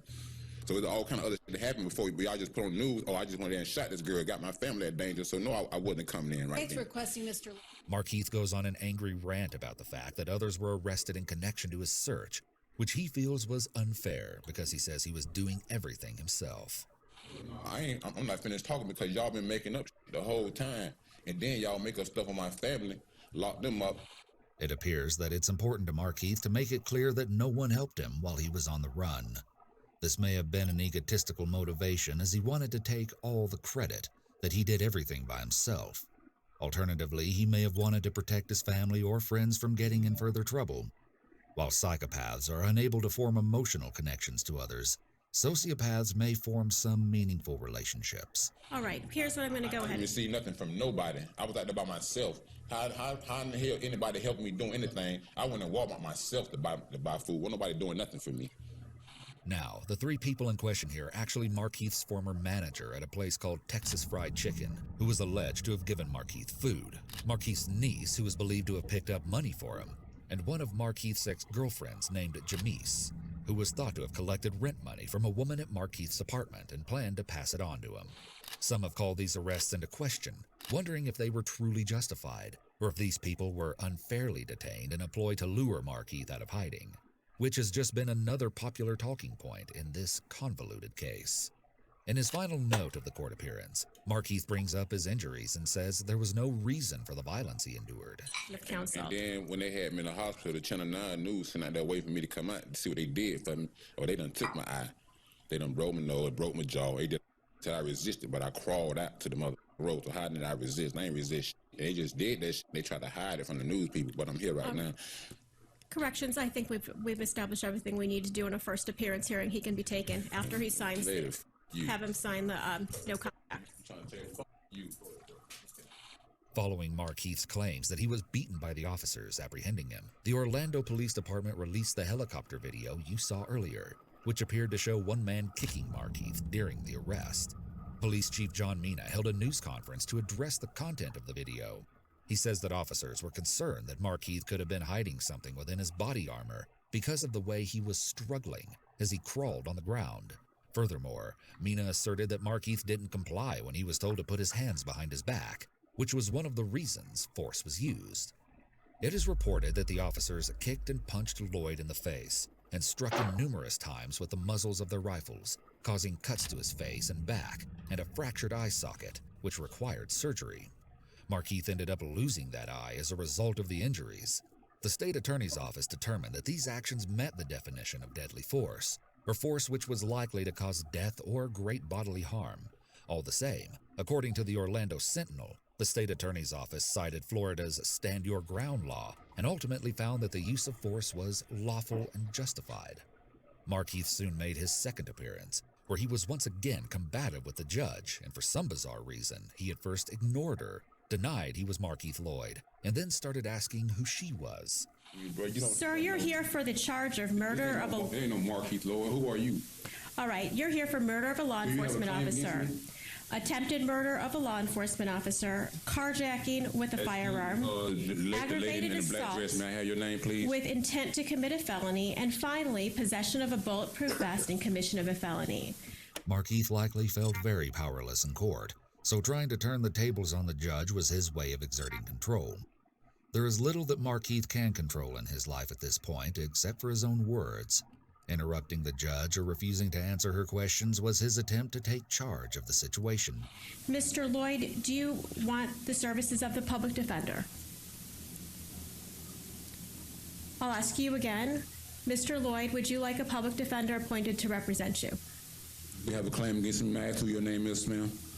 All right, I'm finding he didn't fill out any paperwork corrections. It's my understanding he didn't want to, so I'll go ahead and find that he's waived his appearance for today. Record, please, ma'am. His first appearance is over. Good luck to you, Mr. Lloyd. That conversation was certainly less than friendly, and unsurprisingly, a third court appearance didn't go much smoother. Markeith wore a bandage around his head and left eye, and he cursed at the judge again, saying, "I'm here for what? Resisting arrest? And this is what happened to me. Q." Nonetheless, it's like he just gets like further into like I didn't. It's like the more he goes, the more he's like, I killed someone. I didn't kill anybody. Deaths. Despite Markeith's insistence that he wanted to represent himself thus far, he suddenly declared that he wanted Florida's highest-paid capital litigation. Do you see how like this is why I say they have to change the law, because this motherfucker has now grown dreads. His eye has now healed to where it's just like a dead eye now. That's how long this has taken. And with that being said, why is that a big issue? It took so long. All the money that it takes to do this comes from people like me and you. Yeah. And people like me and you go, that's normal. Society's fucked. It shouldn't take this long to prosecute this dude and get it over with. Get it over with. We know what he did. We know what happened. Why the fuck is this nigga going back to court like 7 times? Terrence Linneman to represent him. Why is this nigga in a purple fucking... Why is this nigga in a fucking cardigan now? Why is this nigga in a... Like, what the fuck? And now he's got a haircut. It's just, who paid for the haircut? Me and you. Cases. You're like, I'm Canadian. Eventually granted. You're like, I ain't paid for This that. brings us to the second half of today's story, the murder trial. In researching this case, I always knew I wanted to analyze the interrogation footage you saw earlier. But the deeper I dug into this trial, the crazier things got.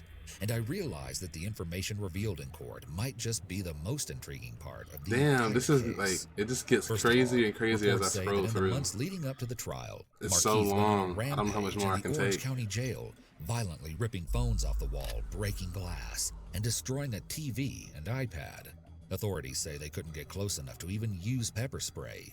He apparently shouted about how he was the son of God while causing thousands of dollars in damage to the facility. What's more, in videos of jail visits between Markeith and his family, Markeith appears to make light of his dire situation. Turning from the phone call, and should be received in private. Y'all get off. Everybody's like, hey, brother, you want to sign autographs? I'm being bad. I don't be bad. Right now, get some money. Everybody trying to get paid on my name. Let me use my own name. Everybody know you. Everybody know you. I'm worldwide now. I've been nationwide. After you hit me. She said you already know, food. I was in the woods. I was everywhere. I was sleeping out on the bus stops. What? Yep. I was doing everything right to stay out there. I was working my ass off, doing right.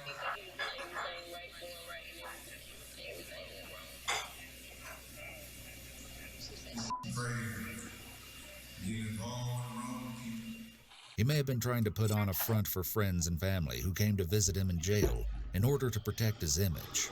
He also seems to make fun of Shade. She was texting me stuff like, you lied to me, too much you want a family with me. I'm with your baby, you gotta run the baby no more, and this and that. I'm like, man, you tripping. So she was gonna be tripping, not me. Cause I'll leave them as going on by my business. Finally, in late 2019, the trial concerning the Shade Dixon case began. During his testimony, Markeith revealed details about his short-lived but turbulent relationship with a young woman, and his words are extremely telling. After getting out of prison, Markeith was working 4 jobs, and he went from being homeless to being able to rent a place of his own. Soon, he was excited to include Shade in his new life, but he says when they started talking, he asked her, "What else you got to offer? What's your credit score?" You see, Markeith had some very strict guidelines of what he wanted his partner to be like. The first time he picked Shade up to hang out in person after chatting online, he had some distinct opinions on her clothing choice. When I first picked up, she came out and she had on some shorts, booty shorts. So I was gonna say something, but I didn't say anything. A queen don't dress like that. You're exposing yourself to the world. We can see already that Markeith has a tendency to think he knows what's best for his romantic partners. Nonetheless, the relationship was budding, and Markeith says when they were about to have intercourse, she told him not to use protection. From that point, their relationship progressed quickly, and they started to move in together. Markeith goes on to say that Shade wanted to study to become a real estate agent, and then later on an OBGYN. He started taking her to school during the days and working his delivery job at nights. But he claimed Shade started to think he was messing around with other women while she was in class. Therefore, Markeith started sleeping in the car in the parking lot when Shade was in class. Just from these anecdotes alone, it is clear to see that their relationship was toxic and built on a very shaky foundation from the very start. Markeith says they soon found out that Shade was pregnant, and they even went live on Facebook to show friends their sonogram appointment. But then Markeith calls attention to something really interesting. A lot of people didn't pick up on it, but she live. She got the phone now. She's live. We get in the car. Then she was like, I need to check. I need to check when I conceive. What did that mean to you? I feel like she was pregnant before I got with her. Okay. How'd you feel about that? I didn't care. I wanted the baby. Yeah. Markeith explains that since he's a convicted felon, he can't adopt a child, and he really wanted a baby to raise, even if it potentially wasn't his. His fixation on controlling her behavior only grew stronger. Now, one of his requests was understandable. He didn't want her to smoke weed while pregnant. Markeith spoke about why he started feeling especially adverse to drug use. We was in the car. Are you bored? I smoked with her, and it had my whole body hurting. So I'm like, oh, if you wanted some food, I got you my some. My whole body was hurt. I'm like, Shade, you got this. I thought it was a sign from God, because if we is doing this to a grown person, what you think is doing to a fetus that's trying to develop a brain? Markeith began to suspect more and more that Shade was smoking marijuana during her pregnancy. So basically, he offed this bitch because she was smoking weed with the baby. But Markeith's worries about Shade's lifestyle. I mean, what about the baby? Now the baby really ain't gonna. I don't get this man's logic. It's like, first they tell him, I don't know if you were here for that part where she said they went on Facebook Live to tell people that she was pregnant. Mm-hmm. But as the bitch slipped up and said that she needs to check when she was conceived, which obviously means she doesn't know if this is his baby or whenever this baby was conceived. Mm-hmm. So, but then he says that didn't make him mad, that he just wanted to have this baby, which already this dude's a retard. Like, if you did that, if anyone did that to me, I'd be like, no. I'm like, no, I don't want to just have a random child. Now we got to get a test. I don't eat meat. I wouldn't be pumped for that at all. I don't believe in killing God's creation. So I feel like God made animals just like He make us. We all the same flesh and blood. So I don't eat flesh and blood. Well, that's not true. God did not make animals the same way He made us. That's why they're different. That's why we're human and they're animals. I was in prison in Colorado. I was inside a mountain. And so I came out one day. I looked. I just see so much life. I see so much green, the trees, the earth, and then it hit me. I'm like, damn. So I felt like God was sending me the sign, like, this what it is. It's unclear if Markeith is describing a hallucination in which he was inside a mountain, or whether he is attempting to describe a real situation he experienced. Hallucinations can be caused by a mental health disorder, but they can also occur as a result of drug use. So it hit me. What is that guy trying to reference by saying that?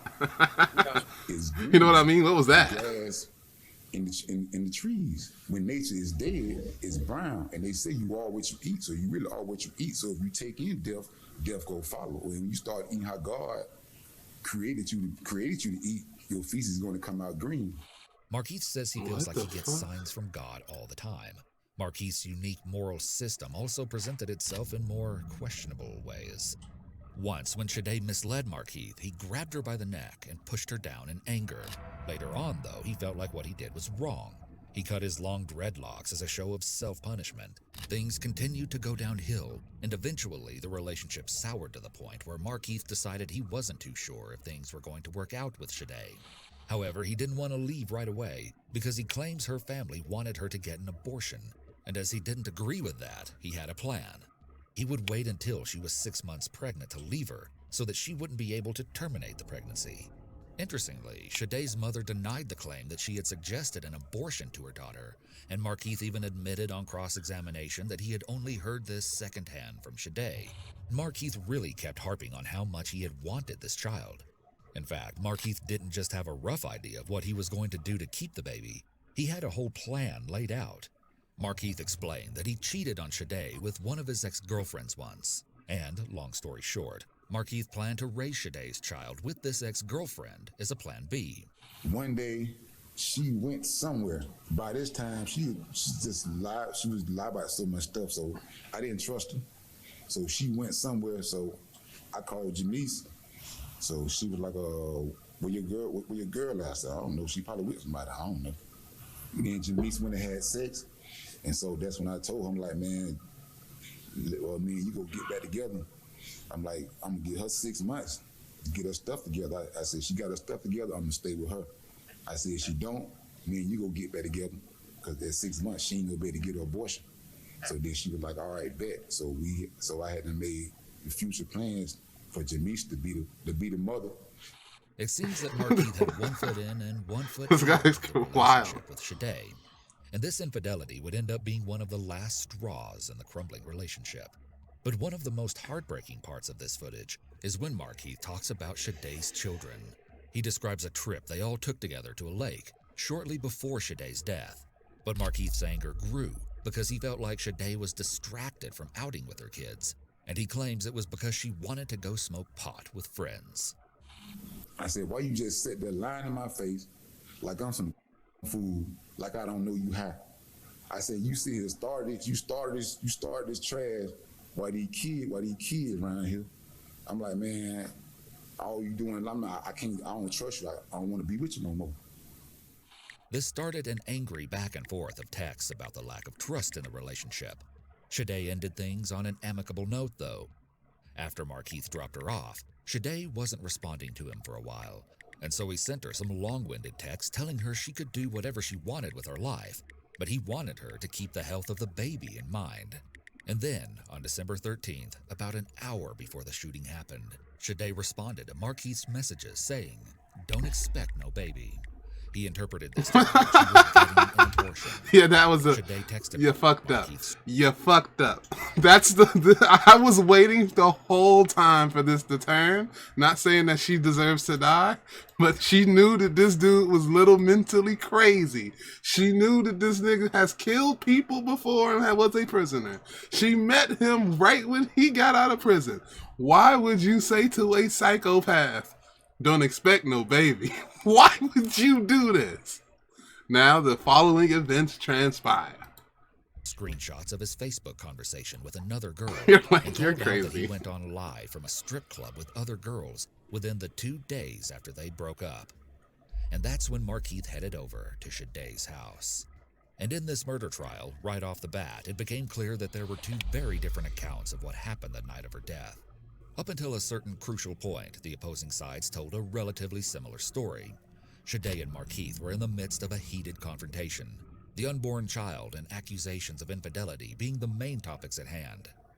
At some point, Markeith admitted that he had hooked up with his ex. They were speaking outside of Shade's home, but she suddenly went back inside before re-emerging and calling him to the side of the house. It was then, Markeith says, that he realized she had retrieved a gun. That had been given to her as a gift. She took it downstairs and went back outside. Sometime after that, the defendant took the gun away from her. Taken aback, he pulled out 2 guns of his own, which he says he always carried after being robbed, and prompted the girl to hand over her weapon. According to Markeith, Shade did what he said and dropped it. But instead of dropping it carefully off to the side as he claims he instructed, he alleges she didn't listen and instead extended her arm out front to drop the gun, which caused him to panic, and he squeezed his trigger. The whole world screeched to a halt as both parties processed what he'd just done. However, the weapon luckily didn't fire. Markeith quickly retrieved Shade's gun and put it into his pants pocket, which would seem like hopefully the end of an explosive situation. But then Shade's brother, Ronald Stewart, came outside to see what was going on. He had heard the commotion and wanted to defuse the dramatic and increasingly dangerous confrontation. Markeith says he tried to explain that Shade had started the altercation and that they were fine on their own and didn't need help. However, here's where the 2 versions of the story diverge. Markeith's lawyer said that Shade taunted Markeith by saying that Ronald could beat him up. My brother can whip your ass. Within a few minutes of that statement, her brother attacked Markeith Lloyd. Markeith claims he turned his body to show Ronald that he had taken Shade's gun and tucked it in his back pocket. But he alleges that Ronald took the opportunity to attack, and a scuffle ensued, as demonstrated in this clip. Okay, you got the gun cuffed, okay? And where is this hand? Oh, you're turning like this? And then show me what he does. Not me, him touch. Markeith says at some point, Shaday's gun fell out of his pants where he had stashed it, and that he was scared for his life and afraid that Shaday had picked it up and rearmed herself while he fought Ronald. And so Markeith went into what he calls warrior mode and just started shooting over and over again, hitting Ronald in the chest and both thighs in the process. I would kill the guy. I thought like he turned it to start shooting her. Ronald came outside. He simply told the fighting pair to break it up and talk another day before he and Shaday turned to go back inside and walked onto the porch. However, they say the door was locked and allege that Markeith did the following. The defendant, who had moved to the end of the driveway, then came up and stood just off of the concrete walkway in the yard. He reached into his hand warmer part of his jacket, pulled out a Smith & Wesson .40 caliber semi-automatic pistol that he had brought with him. He said, "Nah, she ain't going away. She's not going with you." Cocked the gun. I like how they try to like, you know what I mean? They're trying to like talk like how they talk because they kind of like, they have to kind of. Nah, she ain't going, not with you.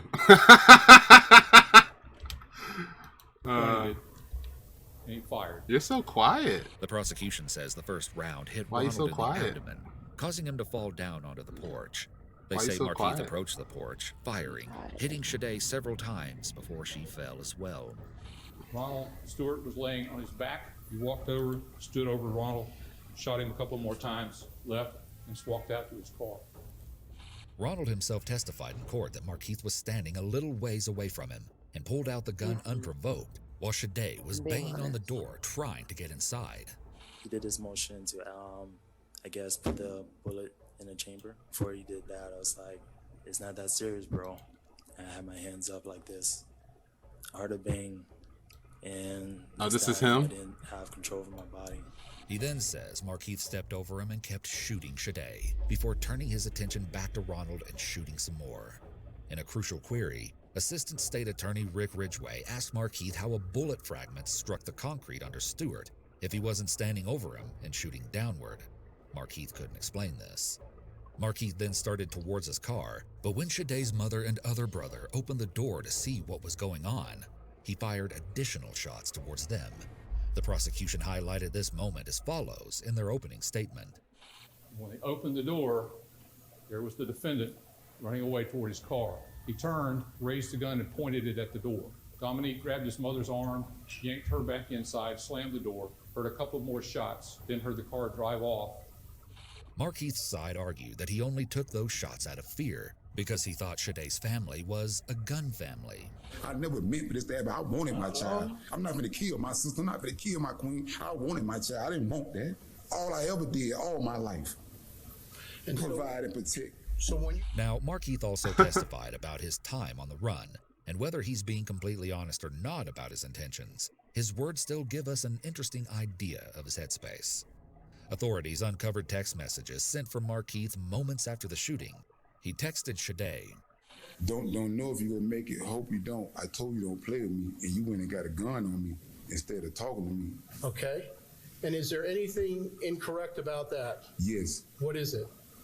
I didn't put don't. I thought I put do. The text message that Markeith sent to Shaday shortly after the shooting indicates that he was already trying to put the blame anywhere but on himself. He's trying to justify his actions. He claims that there was a crucial typo in his text, alleging he meant to say, "Hope you do make it," instead of "Hope you don't." Hours later, Hey, typo. Come on, you know when you typing fast after shooting your wife and baby, it's hard to get what you want out. he texted Shaday, "You caused this."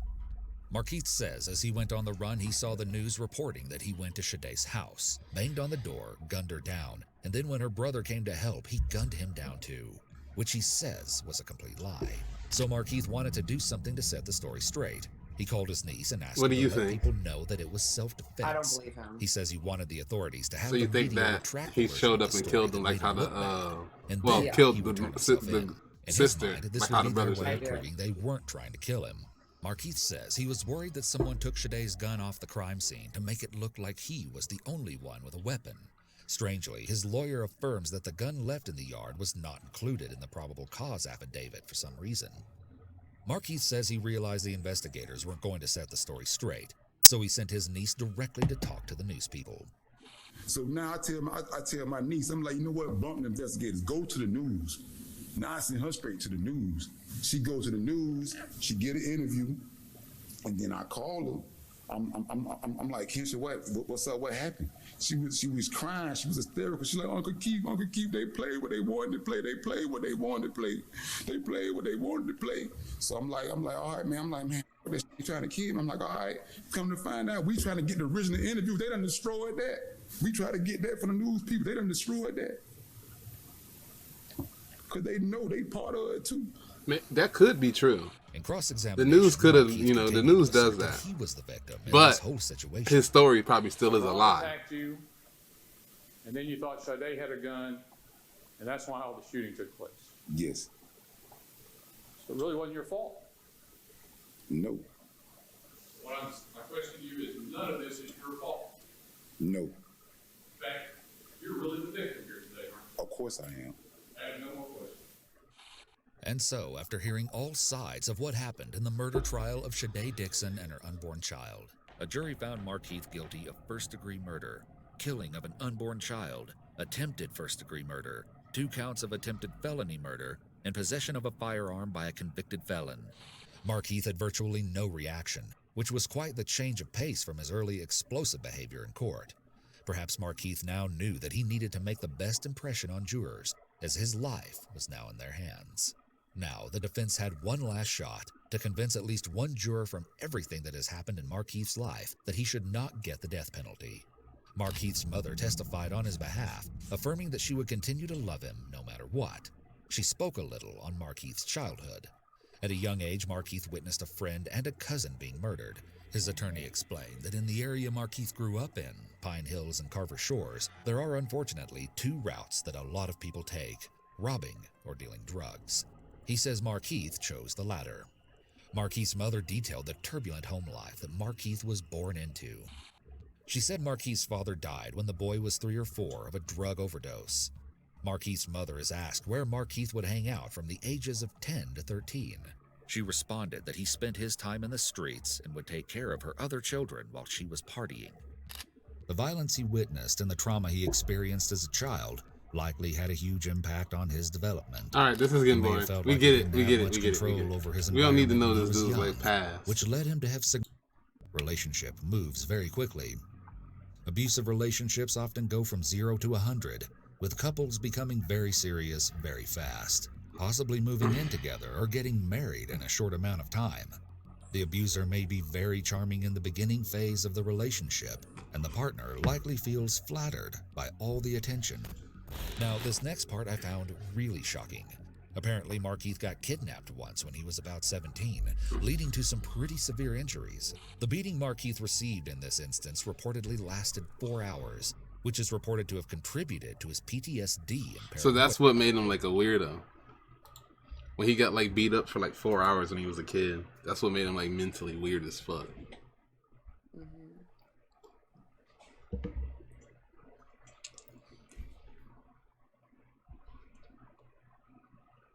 Reminds me of that time I was attacked by 7 dolphins.